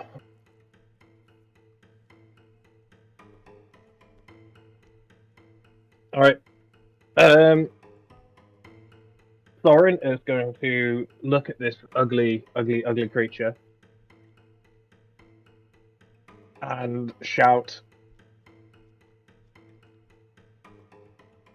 "Your flesh reminds me of moldy old cheese," and hits him with vicious mockery.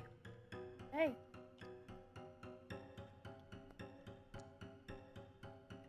For 4 points of psychic damage on a Wiz 13 saving throw. you got a 2. Dab. So, oh my god, that killed it. I wish I picked something better to say. No. The creature slides down into the murk and the filth, and you see just like a little trail of bubbles as it slides down into the ground. Before you see the water start to like rise up once again as it takes on its second form. What? What? Excuse me? What is this? Dark Souls? I'm playing D&D. Oh no, the music. It has lyrics now. They're in Latin. Not the orchestra. The creature looks a little different this time. Its like top layer of like flesh and viscera has kind of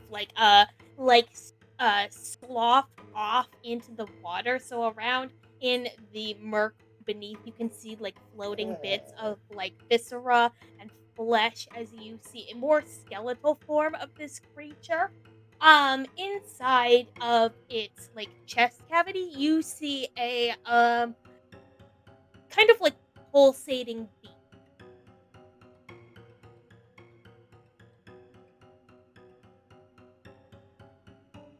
Soren, are you doing anything else?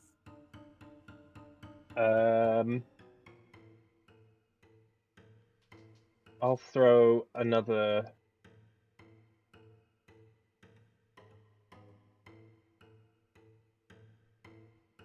Bardic inspiration on my favorite barbarian. Okay. Fantastic, Amaris. It is her turn again. You can crit again. that'd be Will great. lightning strike 3 times?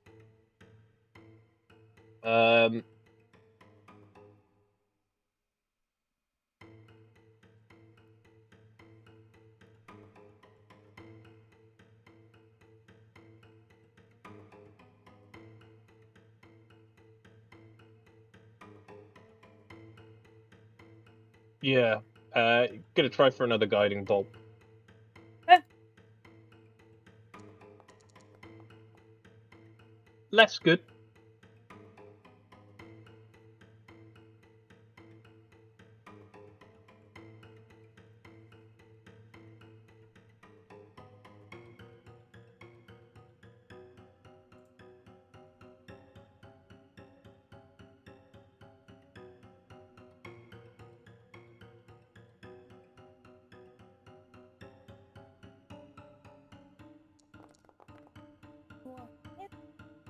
So for 14 damage, and that hit, yeah? Yes, that did hit you. Cool. So that'll stick the active effect on it as well. Okay. And that'll round off Amaris' turn. Okay, fantastic. As its reaction to being hit by Amaris, it is going to take the roll action, not provoke opportunity attacks, as it rolls 20 feet towards Sorin and Amaris. Kiko, it is your turn. She's flying after that mother. Where are you going? So she's gonna fly after it and try and hit it with her axe. Okay, since you are poisoned, you do have disadvantage on the attack. Next to hit against the creature is at advantage. Oh, shoot, you're right, so it's actually neutral. Okay. Using the old... Now we're shopping from the same video blockbuster. That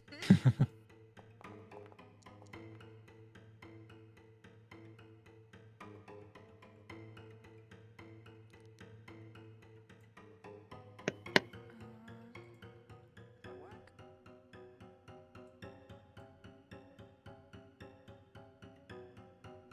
I want to say yes, because I saw the dice roll and you're targeting it, Mm-hmm. but I don't see nothing.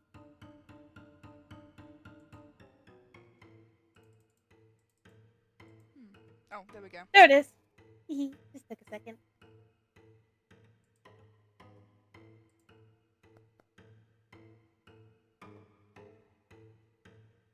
Very nice.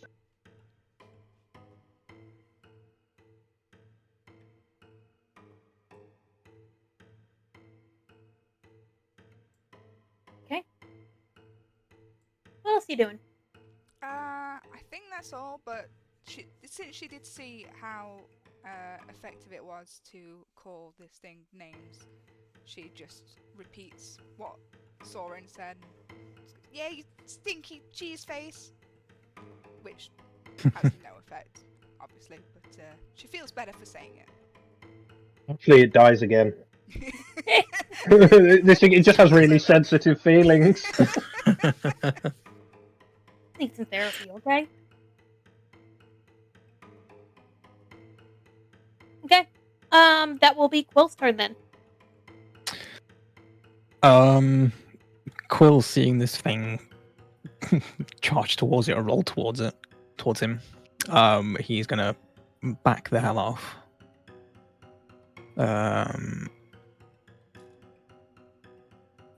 Is he gonna go all the way off his altar?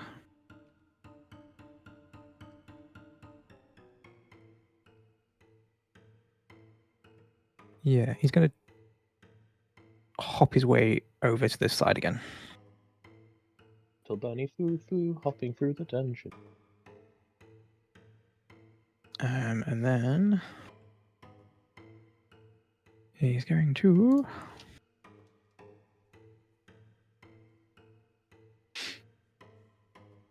you see him again pull out the book. Kind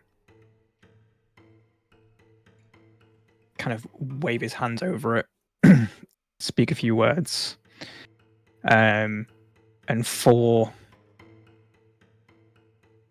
Was it 4? Was it 3? 3. You see like 3 golden kind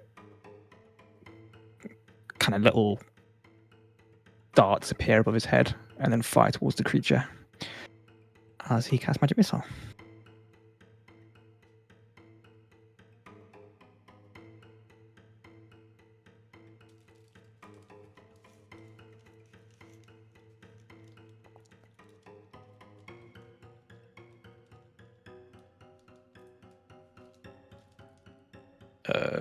That's 1. Was that just 1 die? 1 dot? It rolled 1. I'm not sure. I thought I had it programmed to roll 3. Just go ahead and roll another 2d4. And then we'll just do it manually. Next time. Okay, Cool. so 4 plus 2 is 6. Math checks out. Thank you. I did pass math. I didn't. I'm sorry. Okay. Anything Yeah, else so you're it's 6 and then plus an extra 3, right? Yes, it took the 3 earlier. Oh, cool. Okay, awesome. Ta-da.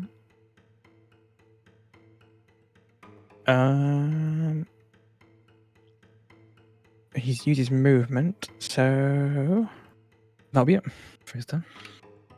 Fantastic. It is going to be the creature's turn, as it is going to go a little bit this way towards its altar, and it is going to let out a piercing shriek that sounds like the loudest infant's cry you all have ever heard, and is going to use its wail action.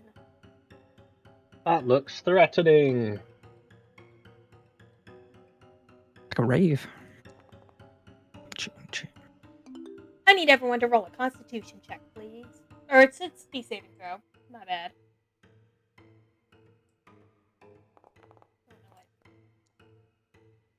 Oh my god.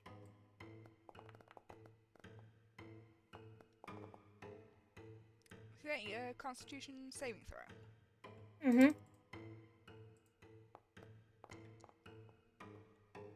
Jesus. Okay. Might just takes a minute. Because you're special. Okay.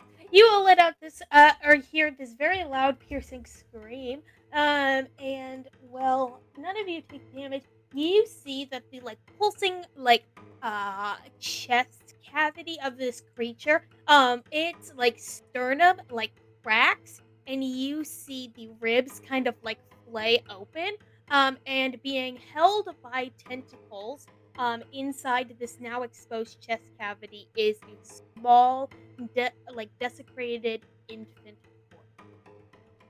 Nice. Lord forgive me for what I'm about to do. It is going to take its last 5 feet of movement and head towards Sorin and Amaris. And it is going to attempt to slap Sorin with its tentacle attack. Oh no.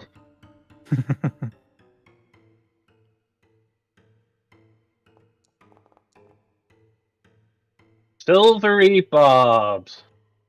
Okay?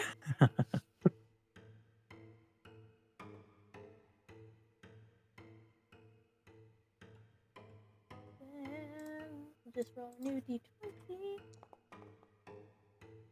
Oh my fuck. Good shout. And then it's going to take the other half of its action and going to attempt to hit you again with its tentacles. No. Yo!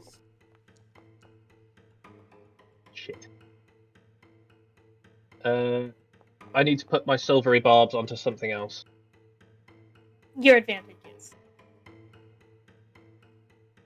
Make a strength saving throw. What do you think about that?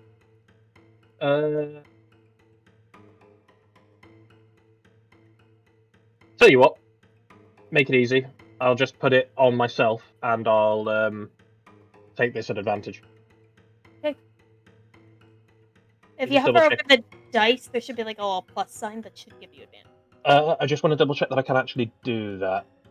I don't think there's anywhere that says you can't.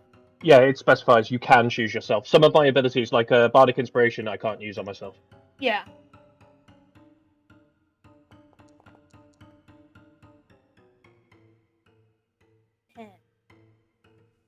Fail. He's a fail. You're going to take 16 points of damage, and you are now grappled by this creature. Huggies. This is the worst kind of huggies. Okay, so your speed becomes 0. You, the condition ends if you are incapacitated. However, okay. Sorin, it is your turn. You can do another strength saving throw to see if you can escape the grapple. That's my action, isn't it? Mm-hmm. I'm going to blindly slash at it with my rapier instead.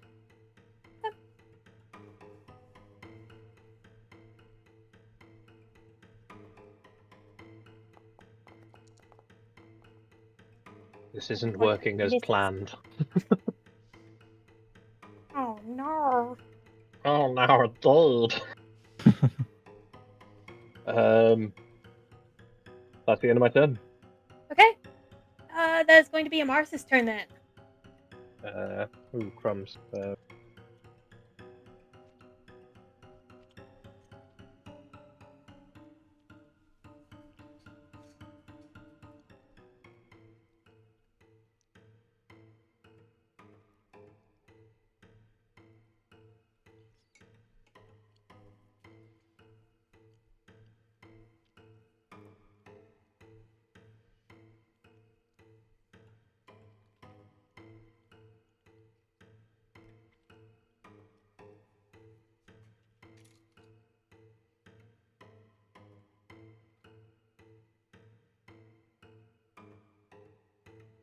Amaris is, because they're obviously like, you know, my best friend in the entire world, is going to cast Cure Wounds on Sorin.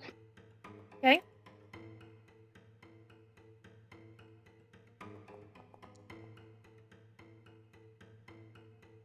Nine points. Okay. That'll do. That was their action, so over to Kiko. Okay, Kiko, your turn. Okay, I'm doing what I do best. Fly up to it, Mm-hmm. hit it with my axe. Yay! So would this be an advantage this time then? Yes, because with Amaris you are flanking the creature. Cool.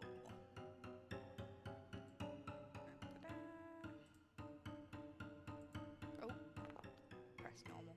One sec. It's okay, go ahead and roll again. Cancel. Just roll another normal. And then we'll just pick the higher of the two. Okay.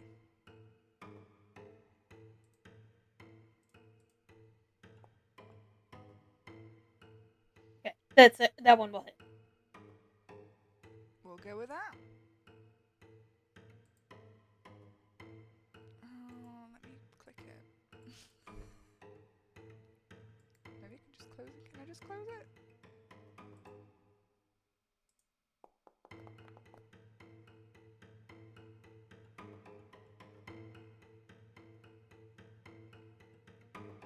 Did that do anything? Yes, I am thinking about what direction I want to take though. Oh no. Oh no. Must you? Yes, I do. Yes, I must. It hasn't rolled damage yet, but it is prompting you for a dex saving throw. I'm gonna be using my inspiration. Okay. That unfortunately will be a 12. You needed a 13. Which means that, the attacker must succeed on a dexterity saving throw or be pushed 10 feet away. You got 17, didn't you? I got think. 17, yeah, with my bardic inspiration. Oh, okay. For some reason it's only reading as 12. Okay. Oopsies. Weird. Okay, fine. Then you're not going to be pushed away. You're going to stay right there. Yes, I am. Go, Okay. Kiko, go. Go, Kiko, go. Anything else you're doing? I don't think there's anything else I can do at this point. Still got the shard. I could jam the shard in its ribs. See if that does. No. Yeah, I'll hold the shard up again and shout its name again. Oh, go ahead, roll a charisma check, please.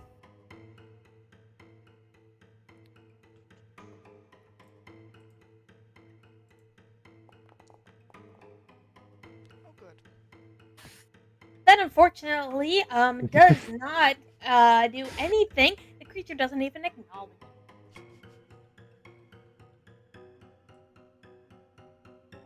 Anything else? Nope, that's me done. Fantastic. It's going to be Quill's turn then. Cool. Quill. How do you handle passing objects between characters? Is that a free action or bonus Yeah. action? Reaction. Free action. Cool. Okay. So Quill is going to move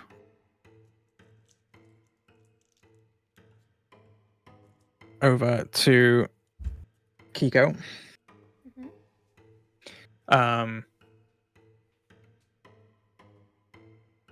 And just go, Kiko, the shard, if you please. And kind of reach out for it. Slaps it in his hand. Used to sing anyway. Maybe it just takes a little, kindness. If Or you not. two could stop having a conversation. And Quill will spin round and just hold the shard out and go, Walter, put him down Okay, go ahead and roll. now.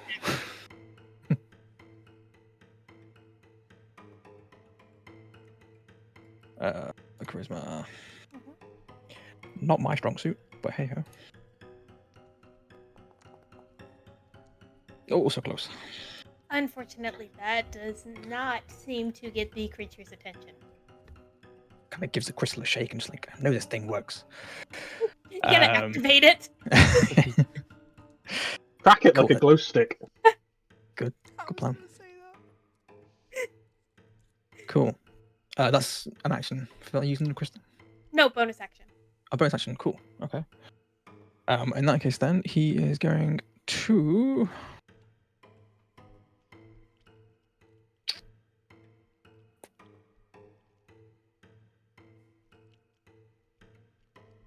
Can I do anything?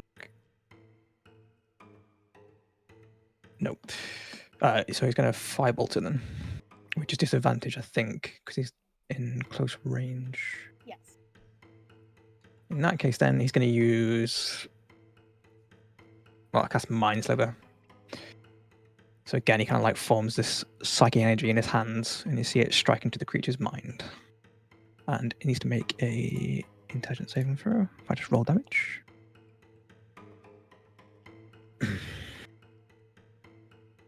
I got a 6. 6. Cool. So 6 points of damage, and then 1d4 off its next saving throw.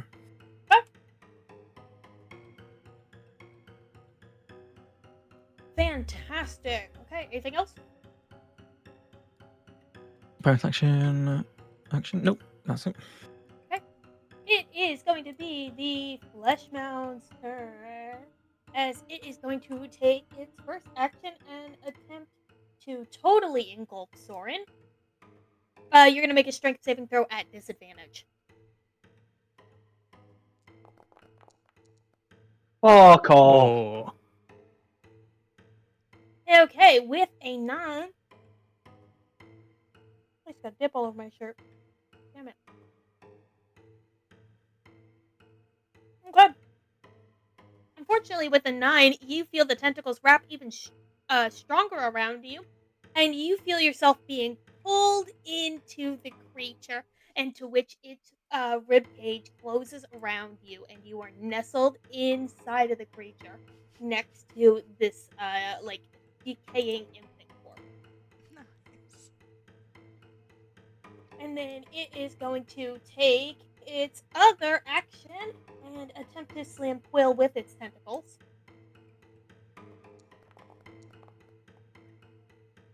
Which, unfortunately, it just got an 11. And then it is going to take the whale bonus action again.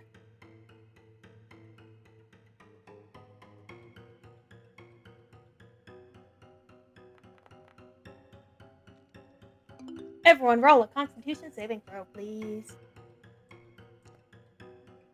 How is mine at? Normal.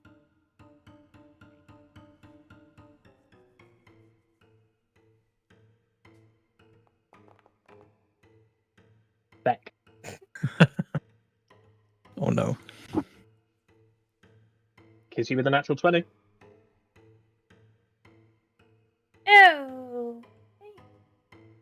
So Sorin is going to take 2 points of psychic damage, and you are deafened until the end of the creature's next turn. And with that is your turn. You're going to start your turn making a...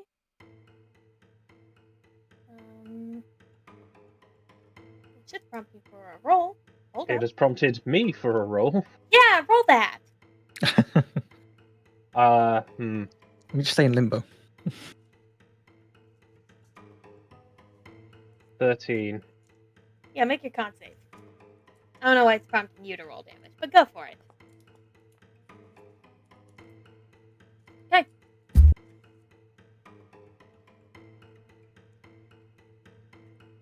You are not going to take any bludgeoning damage. You don't have any actions since you are engulfed by the creature, so it is going to be the end of your turn. You can make a strength saving throw, which it should prompt you for now to try to escape. Come on. Fortunately, No. you're still engulfed within this thing, as it is Amaris' turn.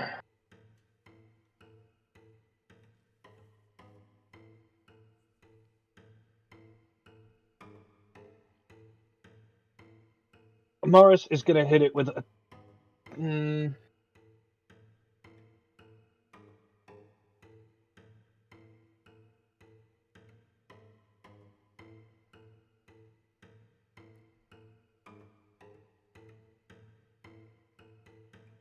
hit it with a word of radiance.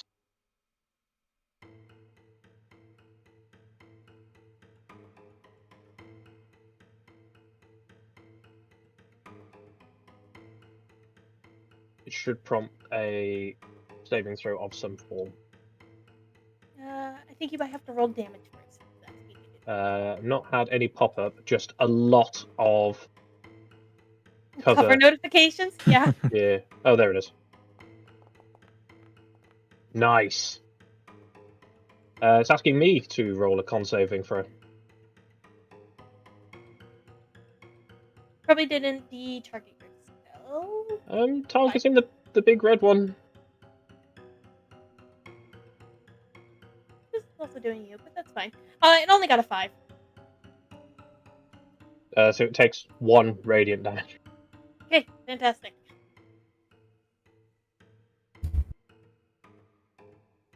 Okay, anything else from Amaris? Nope. Okay, fantastic. Kiko, it's going to be your turn. Okay. Can I use my reckless attack?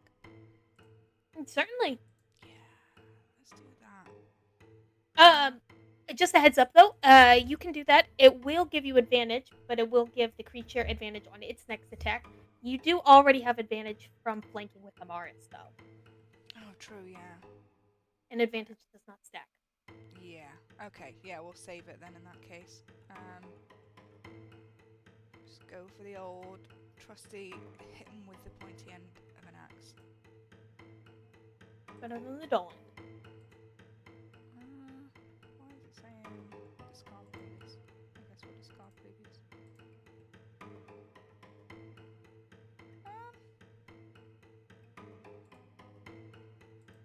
Not entirely sure.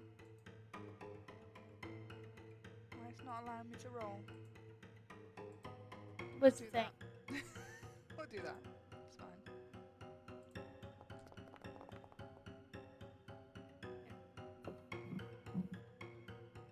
Okay. 21 will most definitely hit.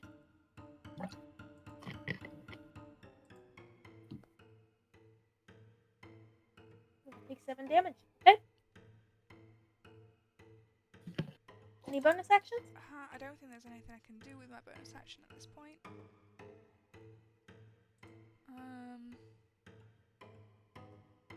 No, I'm good. I'm staying put. Fantastic. Quill, it's your turn. Okay, so again, Quill, like, okay, more conviction, more conviction. More passion. Hold Crystal, more passion. Hold the crystal up again, and just go. Bolter, I mean it. Release him. Roll a con check. Or a charisma check, sorry.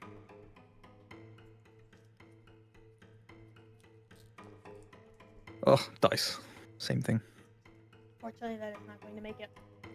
Stupid thing. Cool. And then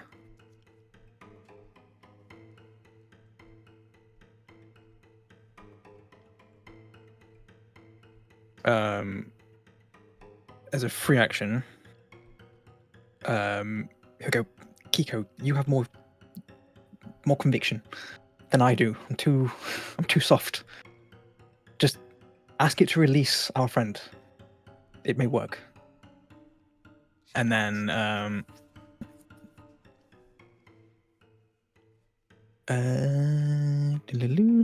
any particular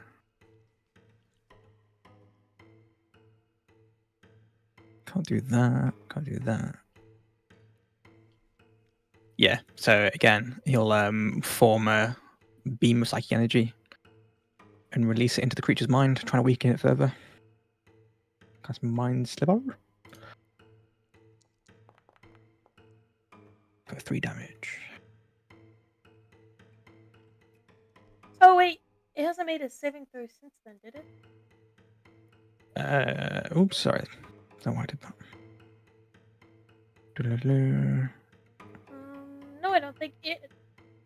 Oh yeah, so it's, yeah, -4 technically to this one. Roll a d4. But yes. Yeah, so it's -d4 until the end of my next turn, basically. Okay. So if it fails again, And- it'll have another -d4. Gotcha. Okay. Cool.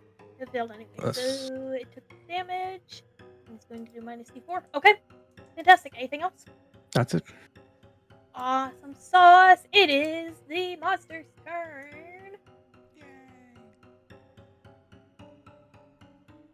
And it is going to... Go ahead and put the description of what that does. That'd be helpful.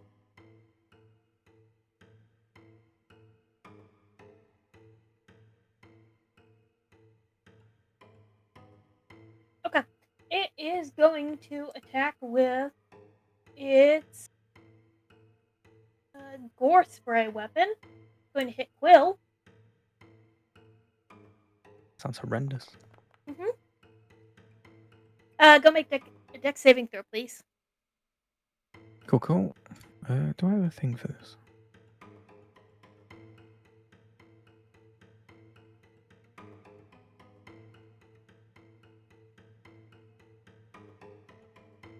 Oh, when I fail. Okay. Dex saving throw. 10, unfortunately, but you can use a reaction. You can take a Ye- prompting if you want. It's not prompting me for it, but I can click it, I suppose.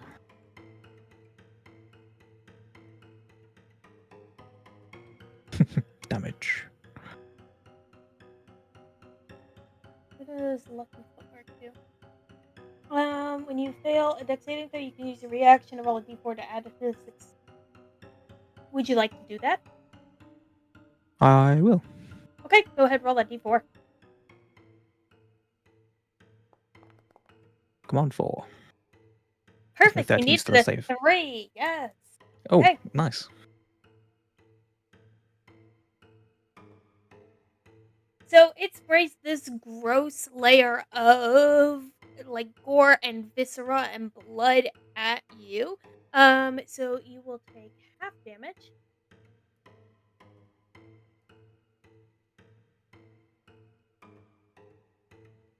Meaning you will take 4 damage. You are not blinded like it originally said.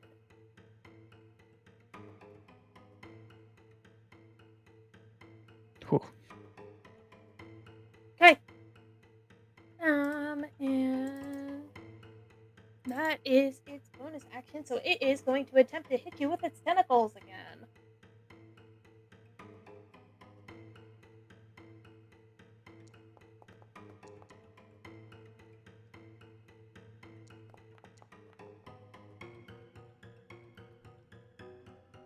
Strength saving throw, please.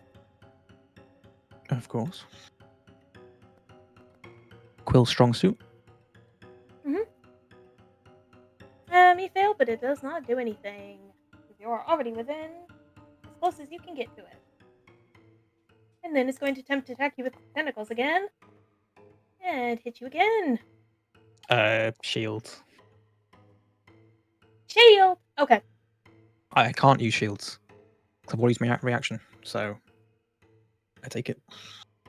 Okay. Go ahead, roll a strength saving throw so it will apply damage. Fantastic. That means you take 14 damage, knocking you unconscious. Oh, jeez.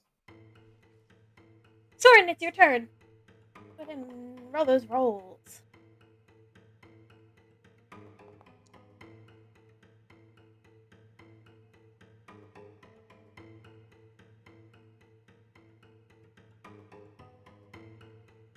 I don't know why the monster took 1 damage, but that's fine. That says Amaris. What? On my thing. Yeah. I don't see that. I do not know why. I don't know either. Fine. Okay. So at the end of your turn, you can make a strength saving throw to attempt to escape. Watch this drive.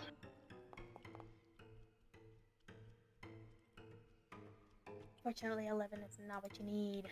It's nearly a 17. I know. You are at least no longer deafened. Hooray! That'll It is help. Amaris' turn, though. Now you can hear the screams. As the sounds of battle and consciousness rush back to him, you just hear, "Oh God, the rabbit is broken in half."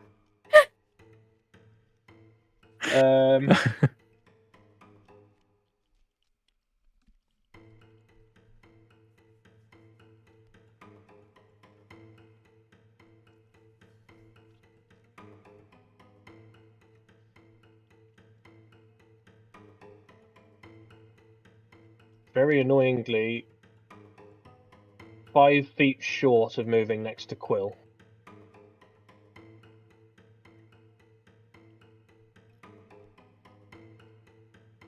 Right? 5, 10, 15, 20, 25, and then I'd need 10 more to move into that space. Yep. Yeah. So you can stand right here, but unfortunately, that's the closest you can get. In all fairness, that does no, because then that scraps off the advantage. No, we'll keep the advantage. I can always move.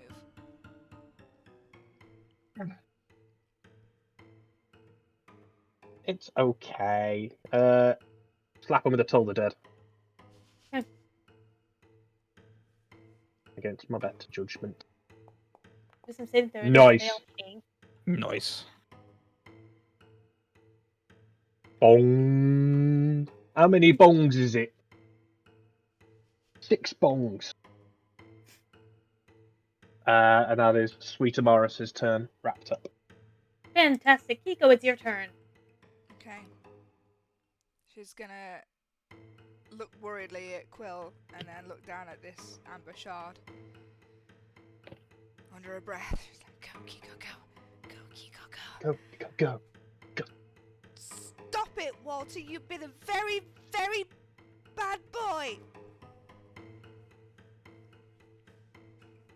Walter becomes slightly aroused. No. Go ahead and roll a charisma check. Okay. I believe.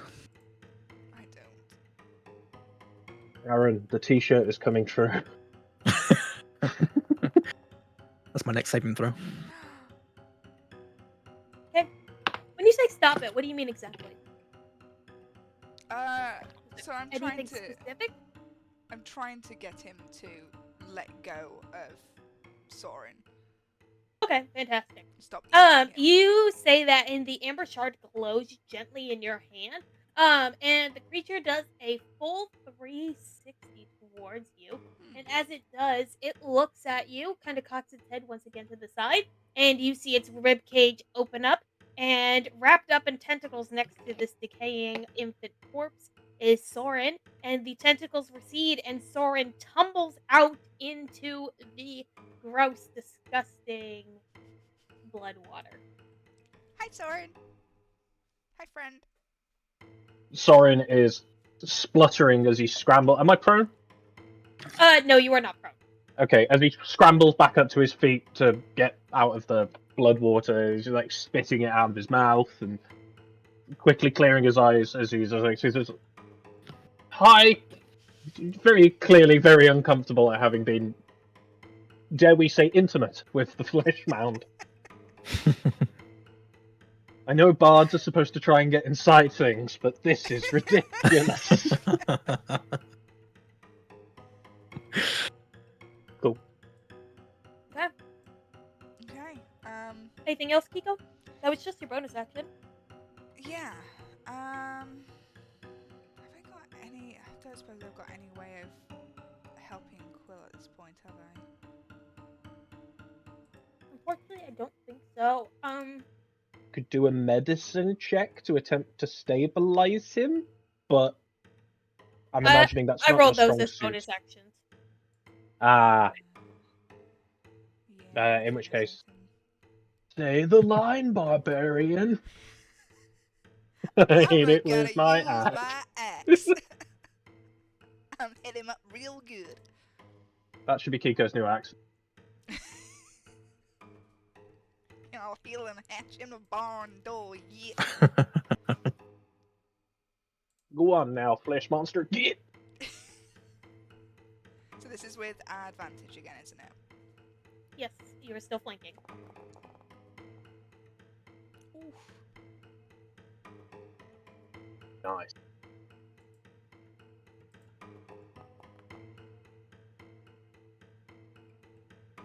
Woof! 9 damage. Okay.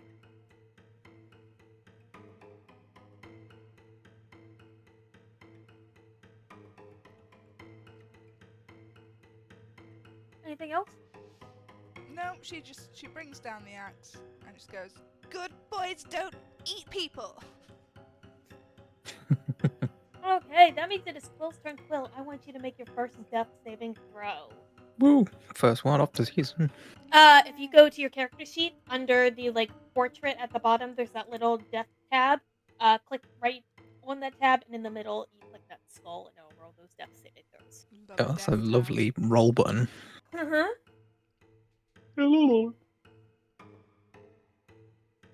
One fail. Unfortunately, Oh, am I? it's fail. Do you hide death saving throws or not? No. Cool. Okay. That is going to be your turn. It is going to be the flesh monster's turn. Who hopefully notices that Amaris, who hit it with 2 criticals, has yet to be assaulted. I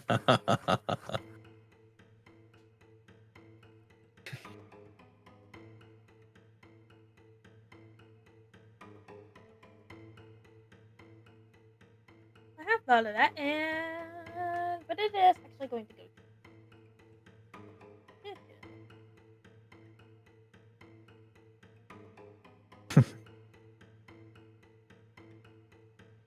Unfortunately, that will miss, so it's going to attempt to do the same thing again.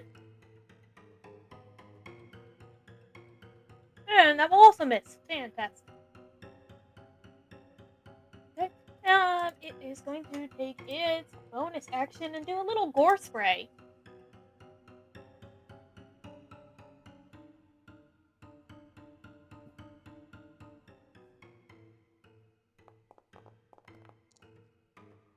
Kiko, roll a dex saving throw, please.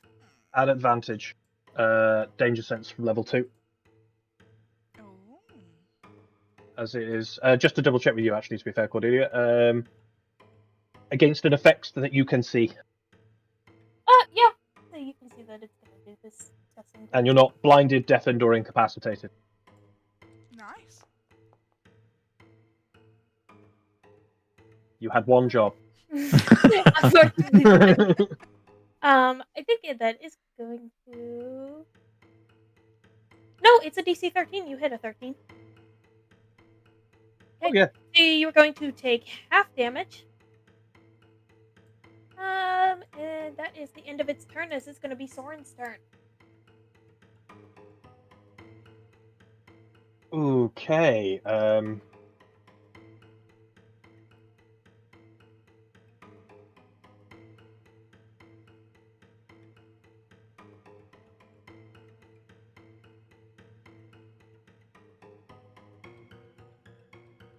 All right.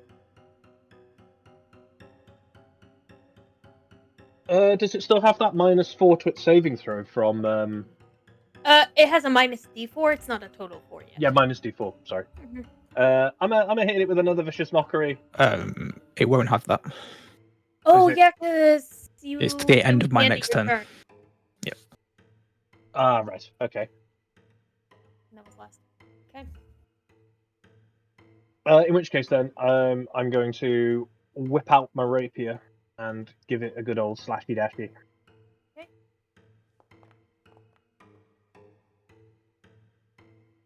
And miss. Completely. Mm-hmm. And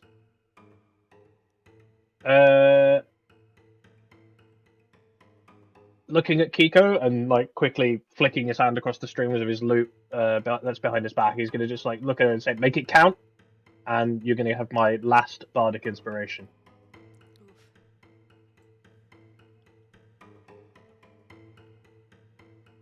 And that'll be the end of my turn. Fantastic. Amaris.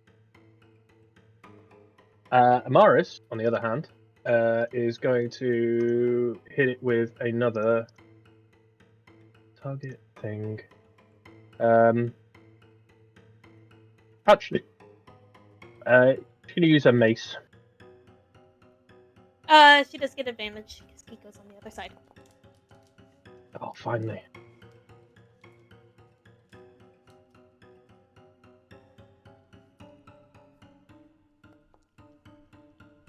For 4 points of bangy damage. Yay!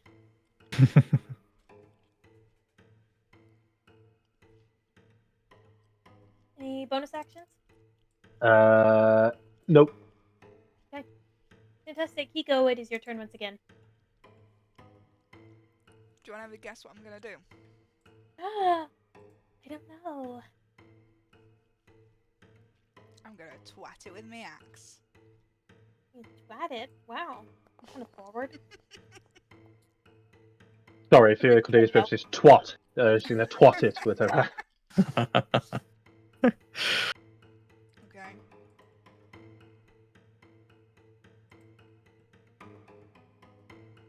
Oh, why does it always stick when I've got... What are you doing? I think when I've got Bardic Inspiration, it doesn't allow me to not pick it.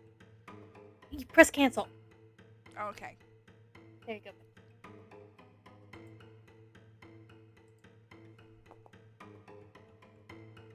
Nice. Yes. Toit, like a toy gun. Toit. Drop Me the done. bass. Fantastic. Okay. Quill, your next step saving throw, please. Nat 20. Calling it now. Almost. It's not, but I'll take it. It is a pass. It's half though. of it. So if you get another one next turn, that's a nat 20, right? That's how it Exactly. works. Basically, girl math. Okay.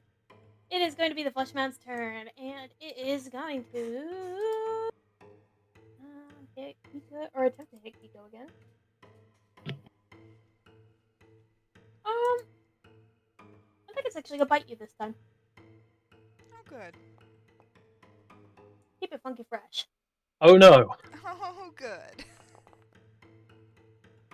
It does 19 damage to you, which you only take 9.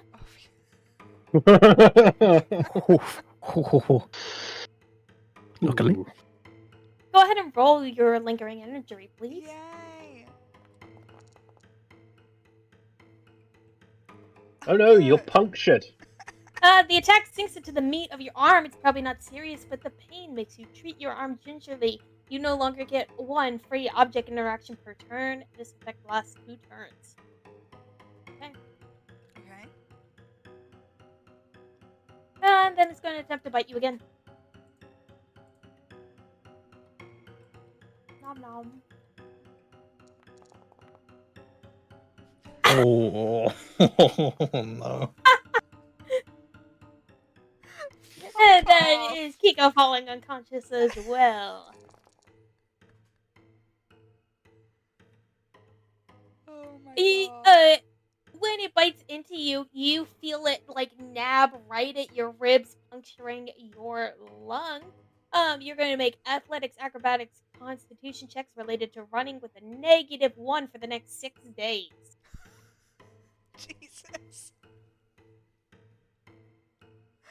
The medicine check can reduce that. Yeah, by 3 days. Yeah, fine. Okay, Sorin, it is your turn. Oh, no pressure. Everyone's falling around you. Watching Kiko get cromped like a fucking whisper gold.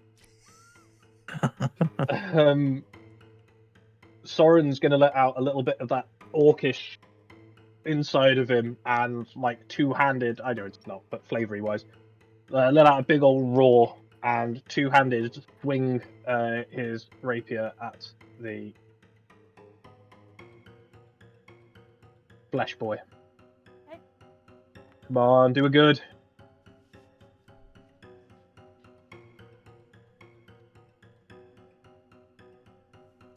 Apparently so blinded by his own rage, he completely misses. Okay. Fantastic. Any bonus actions or anything? Nope, nothing. Let's go. Amaris' turn. We Maybe got something there. better. Quill just stands up, gives you like a little thumbs up, and then drops down dead again. Who also now doesn't have advantage. Nope. Okay. So Amaris, targeting our Moundy friend, is going to do. Oh God, is it undead? Does she know? It is undead, yes. Fuck it, we ball. Turn undead. What exactly does turn undead?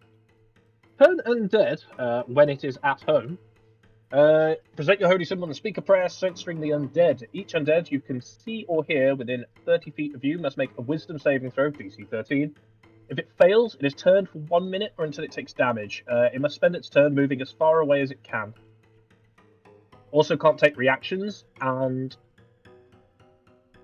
can use the dash action if it needs to escape. So let's see that whiz saving throw first before that matters.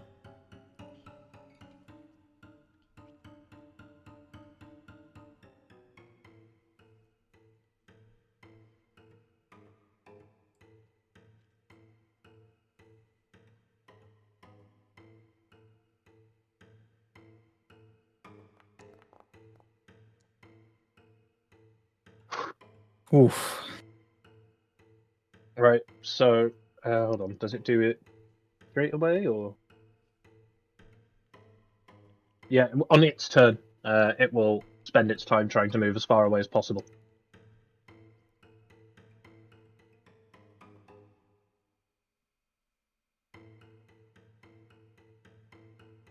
I think you're muted, Cordelia. Oops. Any bonus actions or anything? Nope. Okay, cool. Kiko, it is your turn. Make your first death saving throw, please. Don't be a Yeah. kitty in that one. Yeah, don't. Or in this case, I I was suppose like- that's jacket now, isn't it? Yeah. Oh, no, let's not use that phrasing. That is a pass. Okay, Quill, it's your turn. Make your third death saving throw. Not 20. A pass. Pass, I'll take it. Okay, so that's 2 passes, 1 fail for Quill. Okay, flesh mound. It is going to take its attention back up as far as it can, which means before it's going to move, Amaris and Sorin both get attack of opportunities. Oh, cool. We'll do Amaris first. I will one day remember to do this properly. Well, I'll never have to do it again. She gonna swing that mace, girl. That will hit.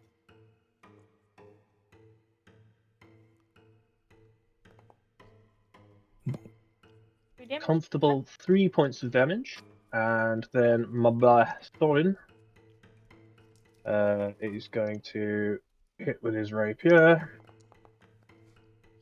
Oh my god, did I actually hit for once? Yay!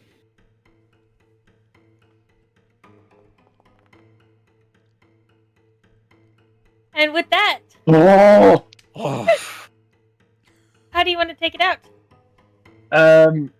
As it's kind of it's getting ready to do its turn and flee, isn't it? Mm-hmm. So as Amaris clonks it in the side with the mace as it's turning to 3, Sorin's gonna pull himself as close as he can, like gripping onto its back, and from like vague memory of the intimate time he spent inside that chest cavity, he's gonna take his longsword and push it through where he thinks the infant is. Oh, Rapier, rather. Okay. Awesome. Now for his third phase. No. Not this time. The chanting The grows music louder. speeds up. An electric guitar joins the symphony. Amaris is going to very quickly make her way over to her fallen comrades and cast Spare the Dying on them both. Fantastic. Is that something I actually have to do, or is that something that'll just happen? Oh, okay. I can do it anyway if it helps. You can, sure. First of all, she casts Spare the Dying on herself because I'm an idiot. Then hits it on Quill, and oh, okay, it doesn't pull you out of the saving throw mode anyway. There we go.